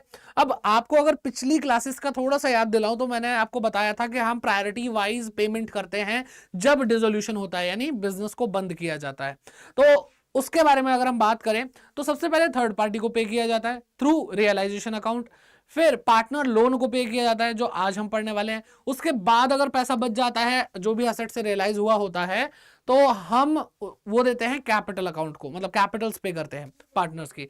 और उसके बाद अगर कुछ रह जाता है तो हम प्रॉफिट शेयरिंग रेशियो में बांट देते हैं। तो चलिए देखते हैं क्या होगा। तो पार्टनर लोन के केस में सिंपल सी चीज हमें पता होनी चाहिए कि ये क्या है, not transfer to realisation account, क्योंकि ये थर्ड पार्टी नहीं है, थर्ड पार्टी एक्ट है, यानी थर्ड पार्टी की तरह हमारे पार्टनर ने कुछ वैसा काम किया है, लेकिन वो थर्ड पार्टी तो नहीं है, ठीक है। फिर remains credited in the account itself, और ये किसी भी अकाउंट में ट्रांसफर नहीं किया जाता, रियलाइजेशन में तो किया ही नहीं जाता, किसी भी अकाउंट में ट्रांसफर नहीं किया जाता, ये अपने ही अकाउंट में रहता है, यानी partners loan account partner loan account में ही रहता है। पेड आफ्टर आउटसाइड लायबिलिटी, यानी जो हमारी थर्ड पार्टी है आउटसाइड लायबिलिटी, उसके बाद पे किया जाता है, ये पता नहीं क्या लिखा है, but before payment of capital, लेकिन कैपिटल की पेमेंट से पहले पे किया जाता है। तो जर्नल एंट्री अगर हम ध्यान से देखें तो जर्नल एंट्री बहुत सिंपल है। पार्टनर लोन भी एक लायबिलिटी है, लायबिलिटी को पे करेंगे तो डेबिट हो जाएगा, यानी लायबिलिटी को पे करेंगे तो वो डिक्रीज होगी, डिक्रीज होने पे लायबिलिटी डेबिट होती है। बिल्कुल एकदम बिल्कुल रूट से बात करा करिए अगर आपको ये चीज सीखनी है तो बिल्कुल रूट से मैं आपको बता रहा हूँ। पार्टनर लोन एक लायबिलिटी है, लायबिलिटी डिक्रीज होती है तो डेबिट करेंगे, पेमेंट के टाइम पे डिक्रीज ही तो होती है, तो मैंने डेबिट किया। और इस वजह से जब मैंने पेमेंट की होगी तो बैंक या कैश अकाउंट क्या हो गया होगा, कम हो गया होगा। तो बैंक या कैश क्या होता है, एक असेट होती है, असेट अगर डिक्रीज हो रही है तो क्या करेंगे, क्रेडिट करेंगे, सिंपल एज इट, है ना। चलिए, आई होप ये आपको समझ में आ गया। और इसके बारे में ज़्यादा कुछ है नहीं, बहुत सिंपल सी चीज़ है। पेमेंट करने की बात आती है, पेमेंट कर देते हैं, और थर्ड पार्टी की बात करते हैं, कैपिटल से पहले करते हैं। मेन मुद्दा रियलाइजेशन अकाउंट का था जो हमने पिछली क्लास में देख लिया, और पार्टनर्स कैपिटल अकाउंट का है। तो चलिए पार्टनर्स कैपिटल अकाउंट पढ़ना शुरू करते हैं। इसकी बहुत सारी जनरल एंट्रीज आपको, मतलब वैसे तो कोई मुश्किल है नहीं, आप लोगों ने पहले भी सीखा होगा, लेकिन फिर भी एक बार देख लेते हैं। तो सबसे पहले हम क्या करते हैं कि बुक्स बंद हो रही हैं, यानी बिजनेस बंद हो रहा था, जो बुक्स ऑफ अकाउंट है वो भी बंद कर रहे हैं। तो उस केस में हमने अगर मान लो कि fix capital account method use किया होगा, तो अब करंट अकाउंट की फॉर्मेलिटी करने की क्या जरूरत है, जब कैपिटल ही नहीं रहनी, कैपिटल की पेमेंट हो जाएगी, डिसोल्यूशन हो रहा है, बिजनेस बंद हो रहा है, तो करंट अकाउंट वगैरह को एक साथ समेट लो। अब तो कहने का मतलब क्या है कि करंट अकाउंट, किसी भी पार्टनर का करंट अकाउंट अगर है तो उसका जो बैलेंस होगा डेबिट बैलेंस, कौन सा बैलेंस, नेगेटिव बैलेंस है, तो वो हम कहां पे क्या करते हैं, उसको ले आते हैं पार्टनर के कैपिटल अकाउंट में।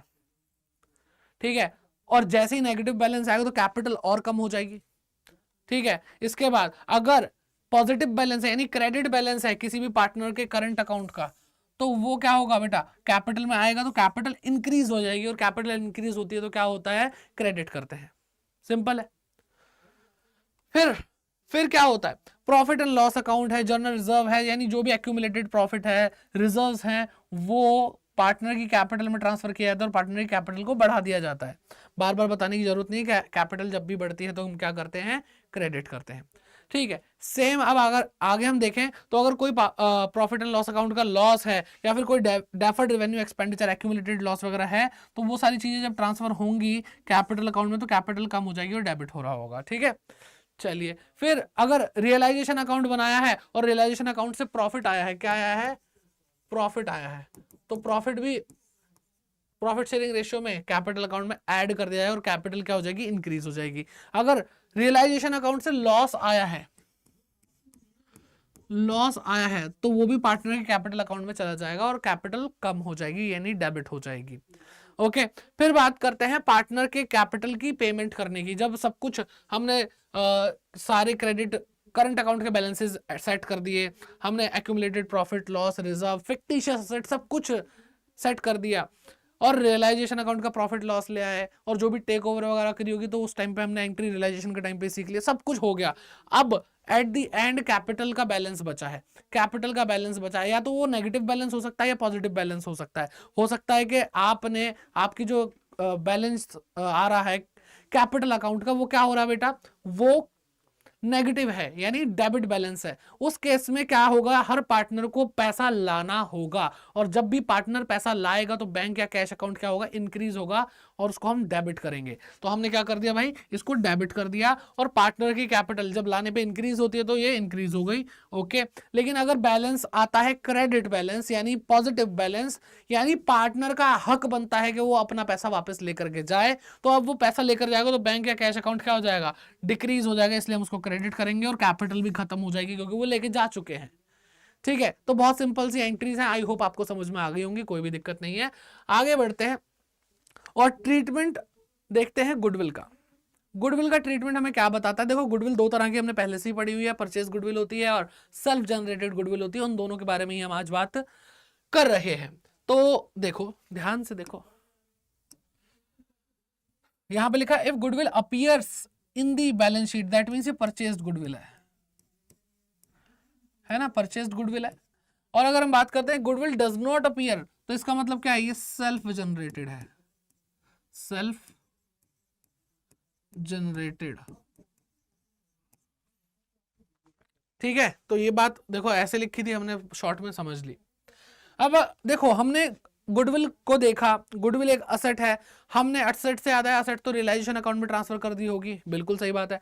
अब अगर रियलाइजेशन अकाउंट में ट्रांसफर कर दी होगी तो आप खुद एक बात सोचो कि कौन कौन सी असेट ट्रांसफर करी है, क्या गुडविल करी है या नहीं करी है।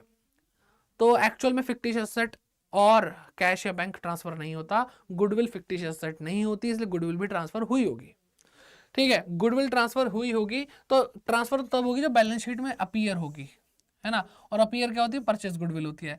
तो गुडविल अगर परचेज गुडविल जो है वो ट्रांसफर की जाएगी तो क्या होगा बेटा, रियलाइजेशन में जाएगी, रियलाइजेशन डेबिट और गुडविल क्रेडिट। लेकिन अगर सेल्फ जनरेटेड गुडविल की बात करें वो बैलेंस शीट में अपीयर ही नहीं होती, तो बैलेंस शीट से निकालेंगे कैसे जब है ही नहीं कहीं, ठीक है, जब है ही नहीं तो दिखाएंगे निकालेंगे, तो यहाँ पे कोई भी एंट्री नहीं होने वाली। आई होप क्लियर है। फिर आगे बढ़ते हैं, if it is realised in cash, अगर गुडविल से हमें कैश में पैसा मिलता है तो अब तो देखो वो रियलाइजेशन की हो चुकी है, तो रियलाइजेशन की हो चुकी है, तो अगर गुडविल बेची जाएगी तो गुडविल क्रेडिट होनी चाहिए, लेकिन अब रियलाइजेशन में तो रियलाइजेशन क्रेडिट होगा, तो रियलाइजेशन क्रेडिट और कैश या बैंक बढ़ गया, पैसा आया है हमारे पास तो वो डेबिट हो जाएगा। और यहां पे भी सेम एंट्री, सर ये वाली गुडविल तो हम लेके ही नहीं गए थे, नो एंट्री पास्ड। बेटा अगर गुडविल लेके नहीं गई, मतलब नहीं लेके जा रहे हैं, तो इसका मतलब ही नहीं है उस गुडविल से पैसा रियलाइज नहीं हो सकता। सेल्फ जनरेटेड गुडविल से भी पैसा रियलाइज हो सकता है, कोई सी भी गुडविल हो वो रियलाइजेबल होती है, और जब रियलाइज होगी तो रियलाइजेशन अकाउंट में ही पैसा आएगा और बैंक या कैश इंक्रीज हो जाएगा, बस इतना ध्यान रखना। और ये सेम एंट्री है, दोनों सेम एंट्री है। फिर बात करते हैं, one of the partner agrees to pay for the goodwill. Basically हर कोई पार्टनर है जो लेकर जा रहा है गुडविल के लिए पे करने के लिए तैयार है, तो अगर ऐसा है तो रियलाइजेशन हमारा क्रेडिट हो जाएगा क्योंकि गुडविल जा रही है, और पैसे की जगह पे पैसा आना था, पैसे की जगह पर हम कैपिटल से पैसा ले लेंगे, ठीक है, उस पार्टनर की कैपिटल से पैसा ले लेंगे और कैपिटल क्या हो जाएगी, डेबिट हो जाएगी, यानी डिक्रीज हो जाएगी, और रियलाइजेशन क्रेडिट, और सेम एंट्री विद दिस। चाहे अब देखो बात क्या है कि परचेज गुडविल और सेल्फ जनरेटेड गुडविल की जो ट्रीटमेंट है उसमें क्या फर्क है कि ये बैलेंस शीट में होती नहीं है इसलिए इसको रियलाइजेशन में नहीं ले जा सकते, और ये बैलेंस शीट में होती है इसलिए परचेज गुडविल को रियलाइजेशन में ले जा सकते हैं, ठीक। बाकी बात रही रियलाइज होने की, तो पैसा दोनों से ही रियलाइज हो सकता है, तो सेम एंट्री होगी, और अगर कोई पार्टनर उसको लेकर गया तो भी सेम एंट्री होने वाली है। तो यहाँ पे तो कोई फर्क ही नहीं है, सिर्फ हमें पहली एंट्री पे ध्यान देना, और पहली एंट्री तो बहुत आसान है, ठीक। तो गुडविल के बारे में आई होप आपको क्लियर हो गया होगा। अब देखते हैं आगे के भाई कुछ और बातें दी गई हैं जो बहुत इंपॉर्टेंट है। किसके बारे में, अगर पार्टनर के कैपिटल का डेबिट बैलेंस है, दैट मींस नेगेटिव बैलेंस है, तो उस केस में क्या क्या बातें ध्यान रखनी होती हैं। तो सबसे पहली चीज तो यही है कि पार्टनर का अगर नेगेटिव बैलेंस है तो क्या होगा। दो सिचुएशन बताइए, बहुत सिंपल सी। हमें ये चेक करना है कि पार्टनर ने फर्म को लोन दिया है या नहीं, ठीक है, फर्म को लोन दिया है या नहीं, ये चेक करना है। अगर पार्टनर का कैपिटल का नेगेटिव बैलेंस है और पार्टनर ने लोन नहीं दिया, पार्टनर ने बिजनेस को, फर्म को लोन नहीं दिया, तो सिंपल सी चीज क्या है कि जो फर्म है उसके पास कोई भी पैसा नहीं है, तो वो सीधा सीधा बोलेगी कि भाई हमने तुम्हें कुछ देना नहीं है और तुम्हारा नेगेटिव बैलेंस, तुमसे हमें पैसा लेना है, तो तुम चुपचाप से कैपिटल के लिए पैसा ले आओ। तो कैश या bank account debit to capital account of that partner. समझ में आई बात। लेकिन अगर इन केस के पार्टनर ने फर्म को लोन दिया होता और पार्टनर के कैपिटल अकाउंट का नेगेटिव बैलेंस आता, तो फिर क्या होता, फिर फर्म की हिम्मत नहीं होती कि तुम्हारा नेगेटिव बैलेंस, चुपचाप पैसा लाओ। वो बोलेगी तुम्हारा नेगेटिव बैलेंस है, हमने लोन दिया था, हमें आपको वापस लौटाना है पार्टनर जी, तो एक काम करते हैं ना, आपको जो हमें लोन देना था उसमें से कट कर लेते हैं। तो बात समझ में आ रही है। पॉइंट इज दिस कि अगर डेफिशिएंट रह जाता है अमाउंट, यानी नेगेटिव बैलेंस है, यानी आपकी कैपिटल डेफिशिएंट है और पार्टनर ने कोई लोन नहीं दिया है, partner has not given loan to the firm, तो वो कैश लाएगा। क्या करेगा बेटा, वो जो डेफिशिएंट अमाउंट है, जितना अमाउंट कम रह गया उतना लाएगा। यानी मान लो -5,000 रुपए कैपिटल है, तो उसको 5,000 लाकर जीरो बैलेंस तो करना ही है, तो लाएगा, ब्रिंग। लेकिन अगर क्या है भाई, if the partner has given loan to the firm, अगर पार्टनर ने लोन दे रखा है तो वो लोन अकाउंट में ट्रांसफर हो जाएगा नेगेटिव बैलेंस। और मान लो -5,000 अगर नेगेटिव बैलेंस है किसी भी पार्टनर के कैपिटल अकाउंट का और 50,000 का लोन दे रखा है, तो उस डेफिशिएंसी को, उस नेगेटिव बैलेंस को कैपिटल के लोन में ट्रांसफर किया जाएगा और 50,000 का लोन अब सिर्फ 45,000 रुपए का रह जाएगा। सर एक बार समझा दो बढ़िया से एग्जांपल दे करके। तो आ जाओ समझ लो एग्जाम्पल के साथ। 3 एग्जाम्पल लेके आया हूं मैं आपके लिए। पहला, लोन फ्रॉम हरीश। हरीश एक पार्टनर है और हरीश से लोन लिया हुआ है फर्म ने 50,000 रुपए का, and balance in his capital account, उसकी कैपिटल अकाउंट का क्रेडिट पॉजिटिव बैलेंस है, कोई टेंशन वाली बात ही नहीं है, 25,000 रुपए। तो क्या होगा, हरीश को, मतलब जो फर्म है, फर्म फर्म को 50,000 रुपए हरीश से जो लोन लिया है वो लौटाने होंगे बैंक अकाउंट। बैंक अकाउंट हमारा डिक्रीज हो जाएगा, और जो 25,000 रुपए वो भी देने होंगे कैपिटल के। फिर दूसरा एग्जांपल आता है, loan from Harish is 50,000 same, and the balance in his capital account, और वो डेबिट बैलेंस है, नेगेटिव बैलेंस है। यहां पे खेल शुरू हुआ जो हम अभी पिछली स्लाइड पे कॉन्सेप्ट पढ़ रहे थे। 40,000 रुपए नेगेटिव बैलेंस है, तो ये 40,000 रुपए, अब लोन तो है तो 40,000 अगर नेगेटिव बैलेंस है तो ये लोन में ट्रांसफर हो जाएगा, और हम बोलेंगे मिस्टर हरीश, आपका जो लोन है 50,000 रुपए का, उसमें से आपकी जो कैपिटल का नेगेटिव बैलेंस था वो 50,000 40,000 रुपए हमने माइनस कर दिया, अब आपको हम सिर्फ 10,000 रुपए पे कर रहे हैं, ठीक है, और 10,000 रुपए से पेमेंट होगी और बैंक 10,000 से कम हो जाएगा। तो इस तरीके से ट्रांसफर हुआ और हमने लोन से ही सारी चीजें सेट ऑफ कर ली। फिर आता है last example, loan from Harish. Harish से लोन, हरीश ने लोन दिया 50,000 रुपए का सेम, और कैपिटल का डेबिट बैलेंस है 60,000 रुपए। Oh my God. तो अब क्या होगा, हमने बोला मिस्टर हरीश, अब तो और गुस्से में, मिस्टर हरीश 50,000 रुपए का लोन आपने हमें दिया था, ज्यादा खुश नहीं होने का, ठीक है, 60,000 रुपए आपके नेगेटिव बैलेंस निकलना, 10,000 रुपए चुपचाप लेकर आओ। तो 10,000 रुपए अब हरीश और लेकर आएगा, और फर्म है उसको 10,000 रुपए मिलेंगे, और बैंक अकाउंट उनका इंक्रीज होगा 10,000 रुपए से। आई बात समझ में? इजी, ठीक है ना। चलिए अब एक काम करते हैं, एक क्वेश्चन कर लेते हैं ताकि ये सारी चीजें हमारे दिमाग में बैठ जाए, ठीक है। तो हम इस क्वेश्चन में एक फुल फ्लेज क्वेश्चन कर रहे हैं जिसके अंदर रियलाइजेशन अकाउंट भी होगा और पार्टनर का कैपिटल अकाउंट भी होगा और सारी चीजें होंगी, ठीक है। लोन के बारे में नहीं भी होगा तो लोन की एक ही एंट्री सीखनी होती है, वो मैंने आपको बता दी है। कहीं पे आपको गलती से दिख जाएगा तो आप कर लोगे, टेंशन मत लो। और हर तरीके के क्वेश्चन आगे भी लेकर आऊंगा, चाहे प्रैक्टिस सेशन बहुत सारे भी आने हैं, बस बता देना कि सर अब प्रैक्टिस करा दो सर, पेपर आ चुके हैं, एक बार प्रैक्टिस करा दो सर, ठीक है। कमेंट में देखता रहता हूँ, कमेंट जरूर करिएगा अगर आपको कुछ भी पूछना है। चलिए तो बात करते हैं क्वेश्चन की। आपको एक बैलेंस शीट गिवन है, ए और बी की, दो पार्टनर है ये, ठीक है। पीएसआर नहीं दिया इनका, प्रॉफिट शेयरिंग रेशियो, तो समझ जाओ इक्वल है। तो क्या क्या दिया है, सन्ड्री क्रेडिटर है, बिल पेबल है, मिसेज ए, मिसेज बी, भाभी जी, भाभी जी, भाभी जी नंबर 1, भाभी जी number 2, general reserve, investment fluctuation reserve, A is capital, B is capital, Mrs A है मतलब इनकी वाइफ्स हैं, ठीक है। एसेट की बात करते हैं, cash in hand, cash at bank, stock in trade, investment, debtor, और डेटर में से प्रोविजन लेस किया हुआ भाई हमने डाउटफुल डेट का, okay. Plant and machinery, building, goodwill, profit and loss. अब एसेट साइड पे प्रॉफिट एंड लॉस है, दैट मींस ये लॉस है, डेबिट बैलेंस है। आ रही है बात समझ में? तो ये आप बैलेंस शीट अच्छे से देख लो, घूर लो, समझ में आ जाए तो मजा आ जाएगा, है ना। चलिए I hope this is clear. आगे बढ़ते हैं। अब इसके आगे हमें बहुत सारी क्या कहते हैं एडजस्टमेंट दे रखे हैं, एक एक करके करना पड़ेगा भाई इसको। तो एंड में देख लेते हैं पहले तो कि रियलाइजेशन अकाउंट बनाने के लिए कह रहे हैं, शो कह रहे हैं, show realisation account, bank account, partners capital account in the books of the firm, ठीक है।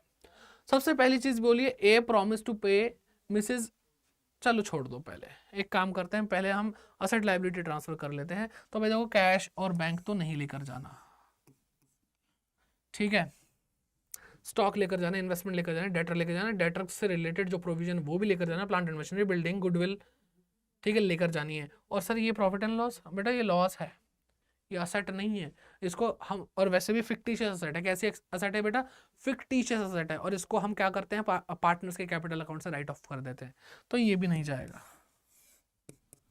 ठीक है। बाकी सब लेकर जाओ, स्टॉक, इन्वेस्टमेंट, डेटर, अब देखना पड़ेगा बार बार।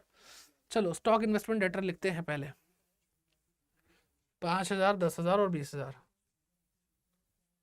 तो कहां पे ट्रांसफर होता है एसेट, यहां पे ट्रांसफर होता है, लिखो।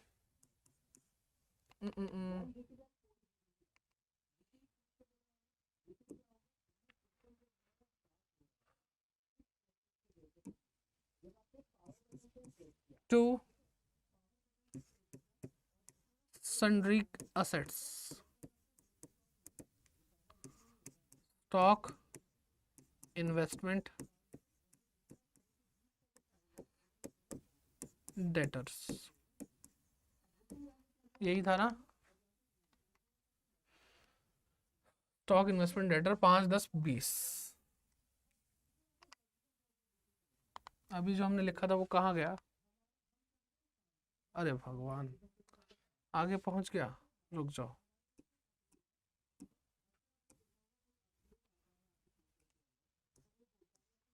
तो सन्ड्री असेट्स,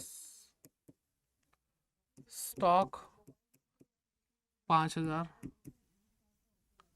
इन्वेस्टमेंट 10,000, ठीक है, डेटर्स 20,000, बाकी भी लेके आते हैं। तो स्टॉक हो गया, इन्वेस्टमेंट हो गया, डेटर हो गया, और ये लायबिलिटी के साथ ले जाएंगे। प्लांट एंड मशीनरी 20,000 और building, plant and machinery, building और गुडविल 20, 15, 4। प्लांट एंड मशीनरी, ठीक है, 20,000, 15,000 और 4,000, 4,000 की गुडविल थी। फर्नीचर था, क्या था? बिल्डिंग थी। कौन सी बिल्डिंग 15,000 की होती है भाई? चलो कोई बात नहीं, क्वेश्चन है, इज्जत रख लेते हैं इसकी। तो सारी एसेट ले आए हम, सारी एसेट ले आए भाई, एक बार देख लो अच्छे से।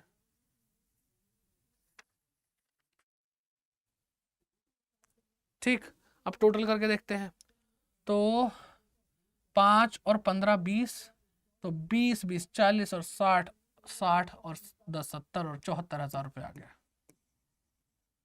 अब सारी लाइबिलिटीज को ट्रांसफर करेंगे बाय, पहले देख लेते हैं कितनी लाइबिलिटीज है।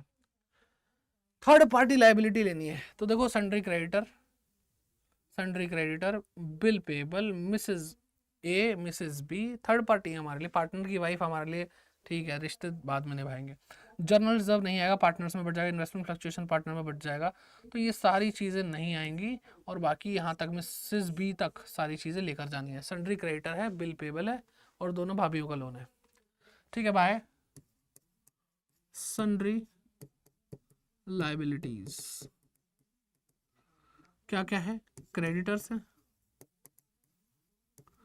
बिल पेबल है, मिसेस ए है, एज लोन, मिसेस बीज लोन,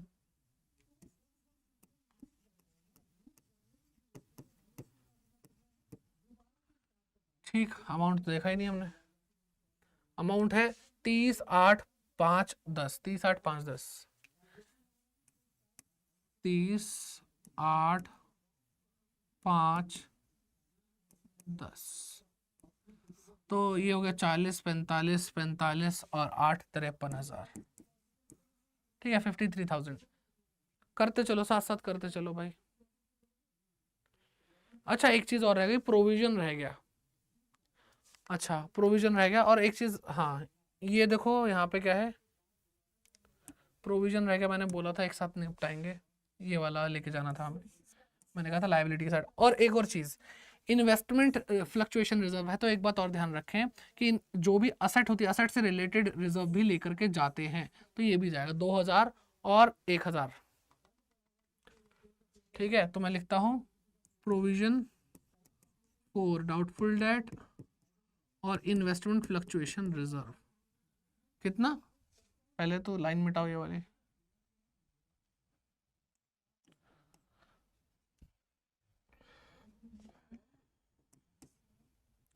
दो हजार और 1,000, 53 था, 56,000 हो गया, ठीक है भाई। अब क्या क्या रह रहा है इधर से भाई? एक तो ये नहीं गया, और कैपिटल्स नहीं गए। कैपिटल तो वैसे भी कैपिटल अकाउंट में जाएंगे, ये पार्टनर्स में बांटे जाएंगे।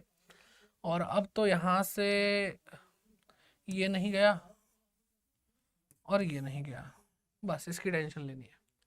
तो हमने सारी की सारी जो रियलाइजेशन अकाउंट में चीज़ें जानी थी वो बैलेंस शीट से ट्रांसफर कर दी हैं। अब एक एक करके हम एडजस्टमेंट्स पढ़ेंगे और चीज़ों को करते हुए चले जाएंगे।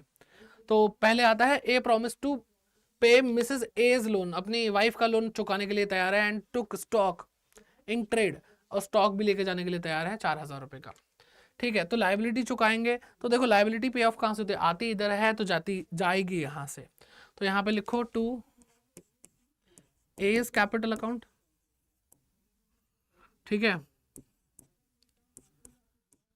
पेड मिसेस एज लोन, ए का लोन था, मिसेस ए का लोन था कितना 5000 रुपये का, तो इन्होंने 5000 रुपये का वो लोन चुका दिया। फिर और बात करते हैं, इन्होंने बोला स्टॉक लेकर के जाएंगे, स्टॉक लेकर के जाएंगे कितना, लिखा है स्टॉक इन ट्रेड 4000 रुपये का, टुक स्टॉक इन ट्रेड, ठीक है 4000 रुपये का, तो 5000 का, खैर उससे हमें मतलब ही नहीं, हम लिखेंगे as capital account.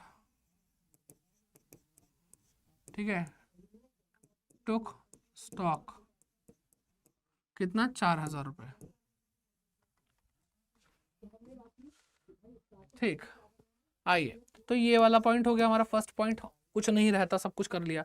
B took half of investment, B लेके गया हाफ ऑफ इन्वेस्टमेंट, आधी इन्वेस्टमेंट एट 10% डिस्काउंट।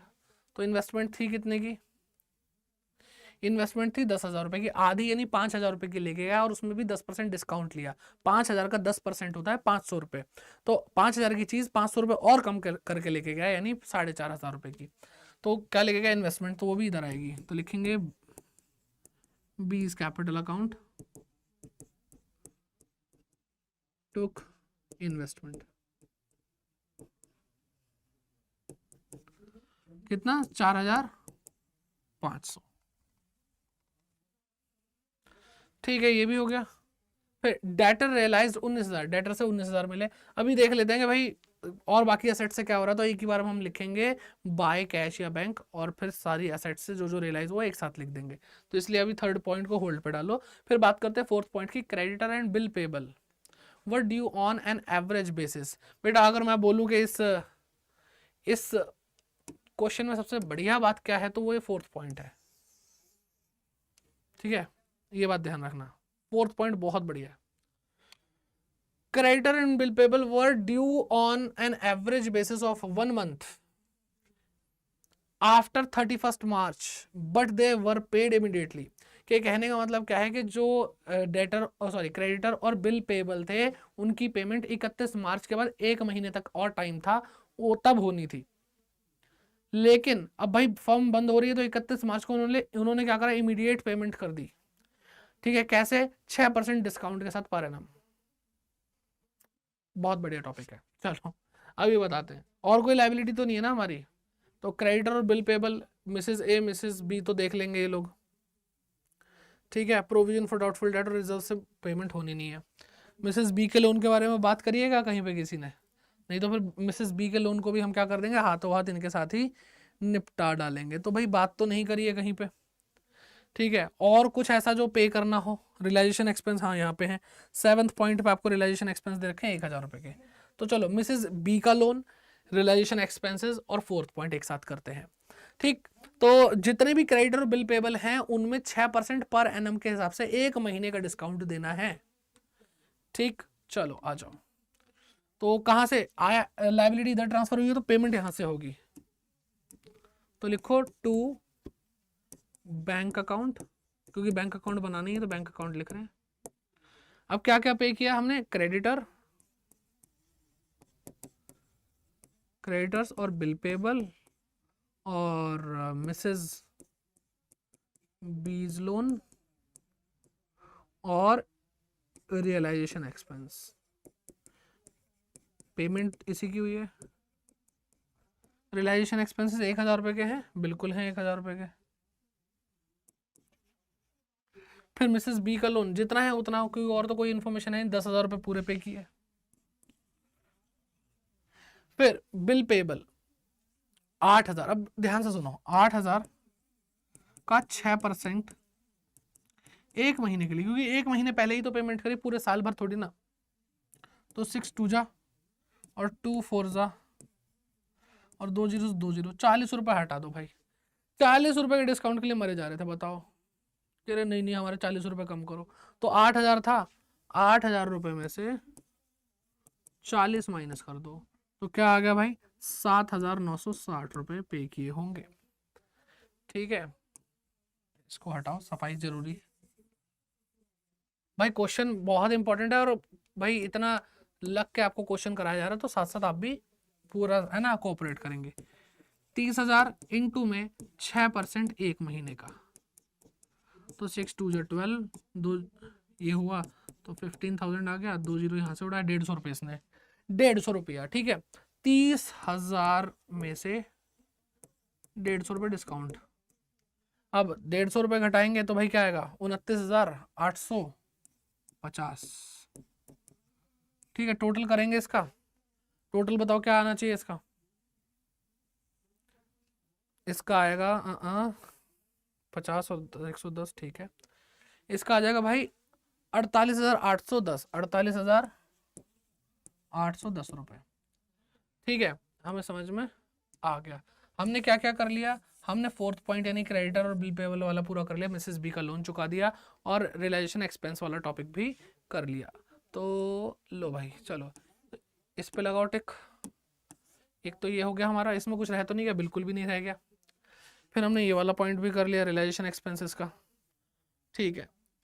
अब थर्ड पॉइंट मैंने होल्ड पे डाला था, फिफ्थ पॉइंट पे आते हैं प्लांट रियलाइज। अब देखो यहाँ से भी पैसा मिल रहा है, यहाँ से भी पैसा मिल रहा है, तो सारी चीज़ें एक साथ हो जाएंगी, ठीक है। प्लांट से रियलाइज हुआ 25,000 रुपये, बिल्डिंग से 40,000 रुपये, गुडविल से 6,000 रुपये, और रिमेनिंग इन्वेस्टमेंट, क्योंकि देखो इन्वेस्टमेंट कौन लेके गया था, बी लेकर गया था, हाफ इन्वेस्टमेंट 10% डिस्काउंट पर, और 5,000 की अभी भी इन्वेस्टमेंट बची थी, और 5,000 की इन्वेस्टमेंट 4,500 रुपये में फिर से पैसा देकर गई है, ठीक है।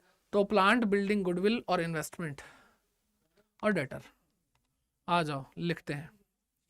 तो यहाँ पे लिखा हमने बाय बैंक अकाउंट। अब असेट इधर ट्रांसफर हुई थी, तो पैसा किधर से रियलाइज होगा, इधर से होगा। तो सबसे पहले तो डेटर लिख लो जो होल्ड पे डाल रखा है। डेटर से 19,000 आई थिंक, एक बार चेक कर लेंगे दोबारा से, 19,000 रुपये आए थे। डेटर, इन्वेस्टमेंट, इससे 4,500 रुपये आए थे जो रिमेनिंग बची है। बिल्डिंग मुझे ध्यान नहीं, अभी देखता हूँ कितना अमाउंट है। और गुडविल है, देखो जगह नहीं थी इसलिए हमने एक और अकाउंट पहले से रखा हुआ है, ठीक। गुडविल तो मैंने क्या क्या लिख लिया, प्लांट नहीं लिखा, प्लांट लिखना है, बिल्डिंग लिख लिया, गुडविल लिख लिया, और इन्वेस्टमेंट लिख लिया। तो प्लांट से 25,000,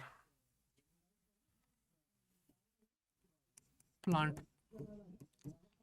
25,000, ठीक है। कह रहा है बिल्डिंग और गुडविल देखना मुझे,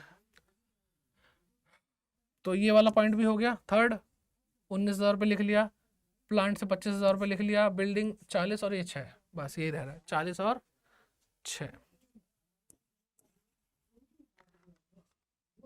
40 और 6, तो 25 और 6 31,000 होते हैं, 31 और 40 71,000 होते हैं, ठीक है। 71 में 71 का एक हटा के इसको तो 20 हो गया, 90 और 94,500 आ गया। देखा टोटल करने का स्टाइल देख रहा हूँ, 94,500 रुपये आ गया भाई। देखो यही है, तसल्ली से आराम से एक एक चीज देखते चलो। पांचवा पॉइंट भी हो चुका है, सातवां भी हो चुका है, सिर्फ और सिर्फ सिक्स्थ पॉइंट बचा है हमारा। भाई देखो पहले एक्यूरेसी पे काम करना है, फिर स्पीड पे काम करना है। आपको समझाने के लिए आराम आराम से तसल्ली से बता रहा हूँ कि देखो मैंने पहले क्या देखा फिर क्या देखा। ऐसा नहीं है मैंने अपना क्वेश्चन कर लिया, भैया समझ में आता तो देख लो, नहीं आता तो मत देखो, ऐसे वाला काम नहीं करते, ठीक है। आपको बता रहा हूँ देखो मैंने पहले क्या उठाया, फिर मैंने इसको होल्ड पे क्यों रखा, फिर फोर्थ पॉइंट क्यों इंपॉर्टेंट है उसको बताया, क्योंकि यहाँ पर था ऑन एन एवरेज बेसिस पे 1 मंथ का जो डिस्काउंट था 40 रुपये और 150 रुपये, वो बहुत कमाल की चीज़ थी। नहीं तो बच्चे सीधे 6% माइनस कर देते, ऐसे नहीं होता, ठीक है। चलो तो अब सिक्स्थ पॉइंट पे आते हैं। There was an old typewriter, एक ओल्ड टाइपराइटर था in the firm which had been written off completely, जिसको बुक्स ऑफ अकाउंट से पूरा डेप्रिशिएट करके हटा दिया था, ठीक है। लेकिन उसके एस्टिमेटेड वैल्यू 300 रुपये दिख रही है। It was taken away by B, B लेके जा रहा है, ठीक है, एट दिस एस्टिमेटेड प्राइस, 300 रुपये में लेकर जा रहा है बी। तो भाई असेट जाती है किधर से, इधर से जाती है, बाय बीज कैपिटल अकाउंट, टुक टाइपराइटर 300 रुपये, ठीक है। और कुछ तो नहीं रह रहा, एक बार देख लो। बैलेंस शीट हमने खाली कर ली, हमने सिक्स्थ पॉइंट भी कर लिया, सब कुछ कर लिया भाई, सब कुछ कर लिया, ठीक है। कुछ भी नहीं रहता। अब टोटल करने की बारी आ चुकी है, टोटल करेंगे टोटल। ठीक है, तो 56,000, 40,000, 56,000, 4,000, 60,000, 64,500, 64,500 में 94,500, 300 जोड़ो, उसके बाद क्या आता है, क्या आता है भाई, 1,59,300। क्या आ रहा है भाई, 1,59,300 आ रहा है। अब इधर देखो जरा, स्टॉक आपको 74,000 का दिया है, 1,59,300 नहीं आ रहा, ये तो नॉर्मल टोटल है। एक मिनट, ये नहीं आ रहा है यहाँ पे, पहले डेबिट साइड का टोटल करना, ये वो 1,59,000 होगा। 74 और 5, ठीक है, 48, 10, 810। हाँ तो भाई ये वही, हाँ सही है, सही है, 1,59,000। पेन कहाँ गया हमारा, ठीक है, 1,59,300 यही आ रहा है हमारा। क्रेडिट साइड ज़्यादा यानी प्रॉफिट आएगा, क्या आएगा भाई, प्रॉफिट आएगा। तो हम यहाँ पे लिखेंगे टू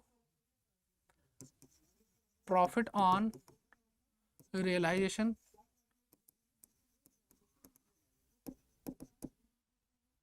अकाउंट लिखने की क्या जरूरत है, लिखो ए और बी।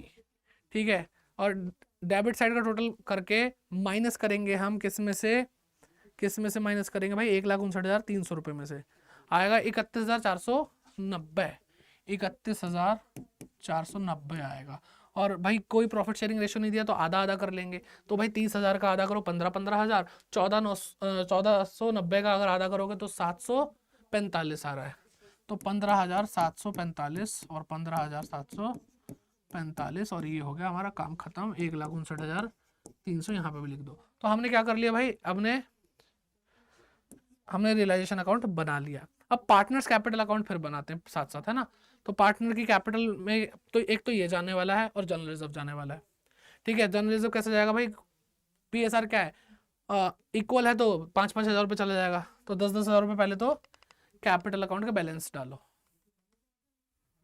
तो लो भाई, partners capital account, credit side पे बैलेंस आएगा बाय बैलेंस बीडी 10,000 और 10,000।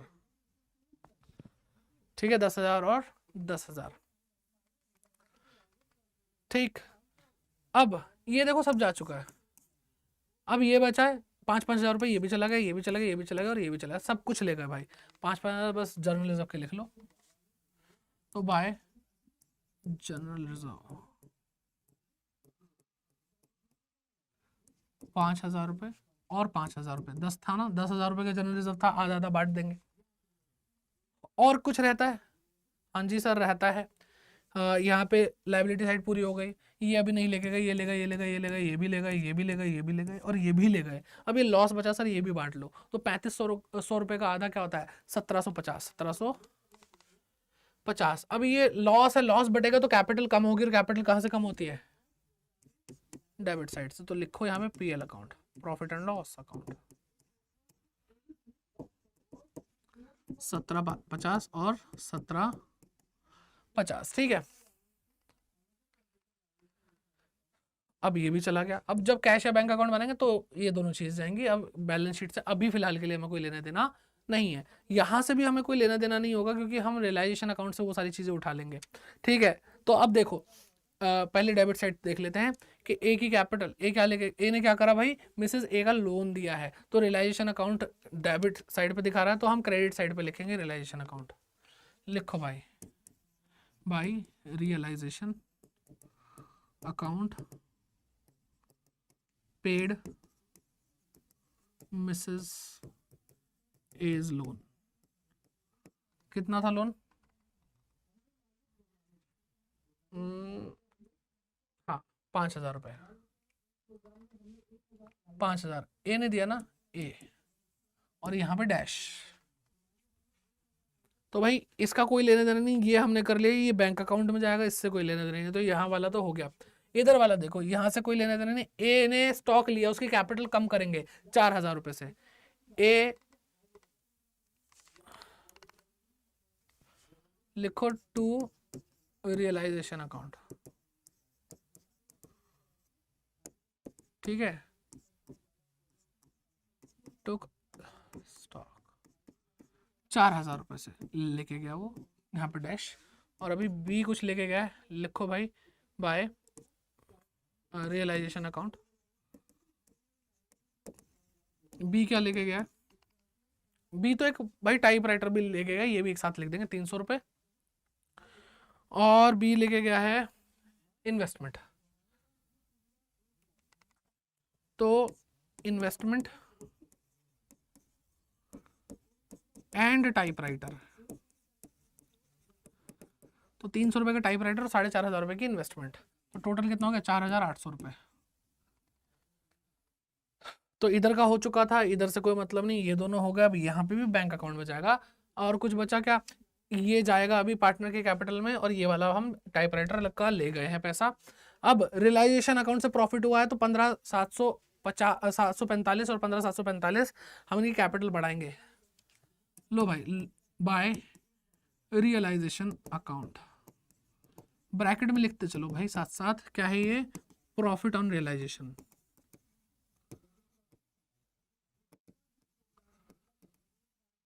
$15,745 और 15,745, ठीक है।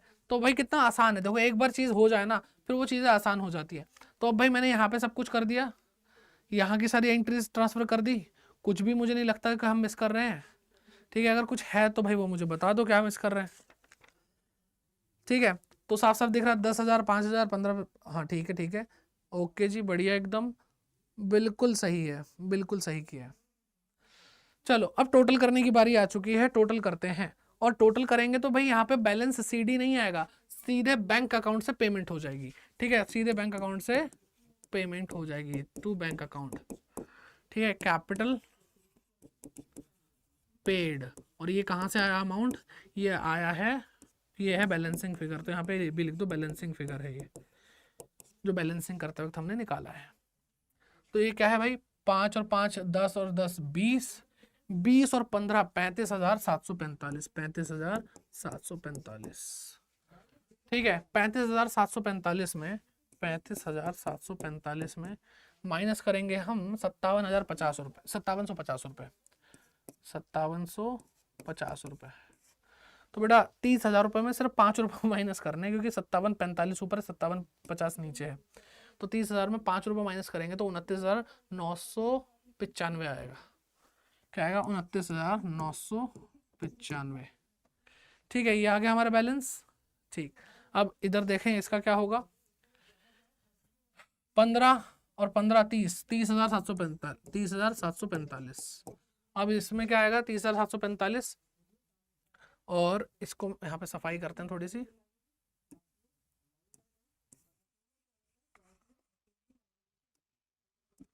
$30,745 में माइनस करेंगे हम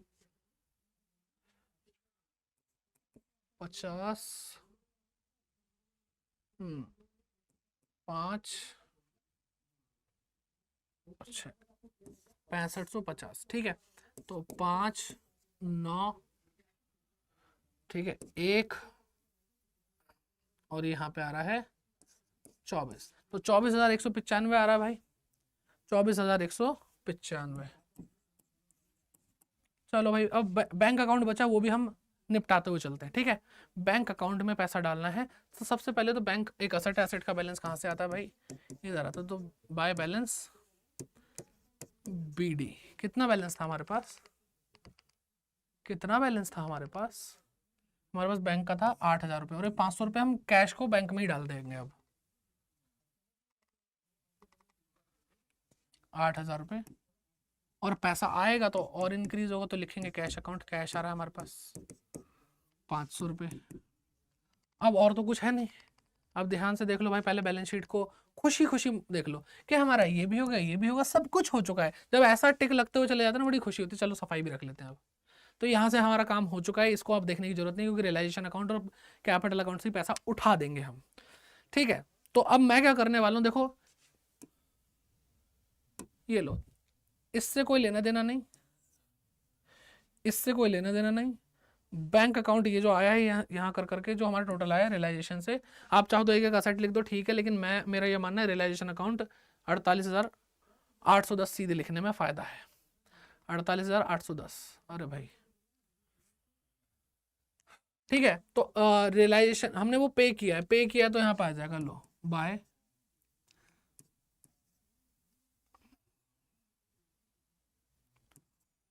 प्रॉपरली लिखें क्या, वो ज़्यादा बेटर है, बाय लिख देते हैं चलो रियलाइजेशन। बहुत लफड़े हैं, बहुत लफड़े हैं भाई। पहले रियलाइजेशन अकाउंट लिखो, उसके आगे लिखो कि ये सन्डे डेटर का है, रियलाइजेशन अकाउंट। चलो ऐसे लिख लेते हैं, क्रेडिटर, बिल पेबल और Mrs as loan, B loan, और क्या था रियलाइजेशन एक्सपेंस।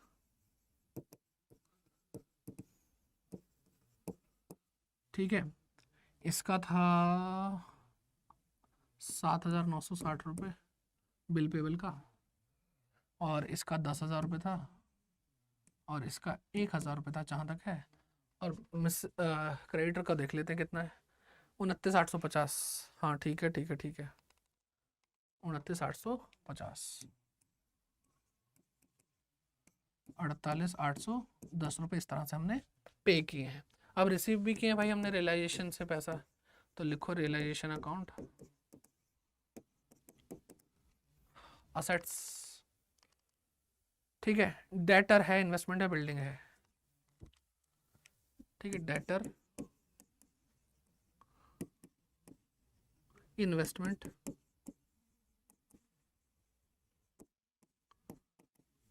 बिल्डिंग,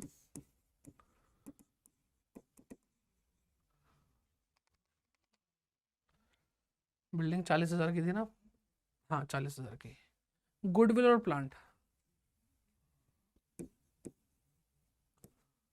गुडविल और प्लांट,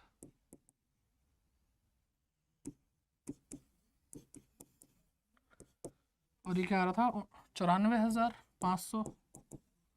अब देखो कमाल की बात है कि रियलाइजेशन में ना आपका जो बैंक अकाउंट है वो बिल्कुल मैच होना चाहिए। ठीक है, ये हो गया, सब कुछ हो गया। अब यहाँ से हमने सारा निपटा लिया है।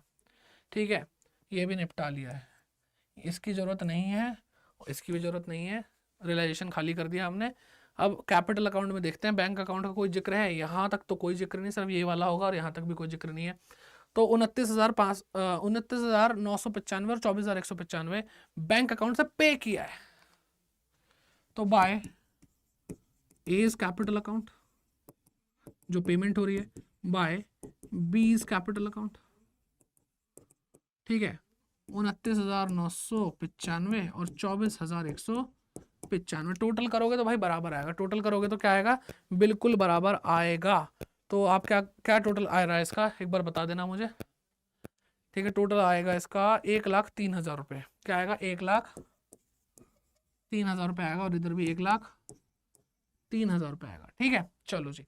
तो आई होप यहाँ तक आपको सब कुछ तो कर ही लिया हमने। ठीक है, जो जो बोला था हमने वो सब कुछ कर लिया। हमने रियलाइजेशन अकाउंट बनाया, हमने बैंक अकाउंट बनाया, हमने पार्टनर्स कैपिटल अकाउंट बनाया, सब कुछ। आई होप आपको समझ में आ गया होगा। और कोई भी दिक्कत परेशानी है तो कमेंट बॉक्स आपके लिए है ना, तो कमेंट बॉक्स आपके लिए है, तो कमेंट करिए। और उससे पहले आप क्या करेंगे, लाइक ज़रूर करिए और शेयर करिए। और ऐसे क्वेश्चन की प्रैक्टिस करने के लिए जुड़े रहिए कॉमर्स अड्डा 24/7 के साथ। और कमेंट करके इस क्लास का फीडबैक जरूर दीजिए और सब्सक्राइब कीजिए अगर आप नए आए हैं। तो बस ऐसे ही मिलते हैं नेक्स्ट क्लास में, तब तक के लिए bye bye, take care and keep growing.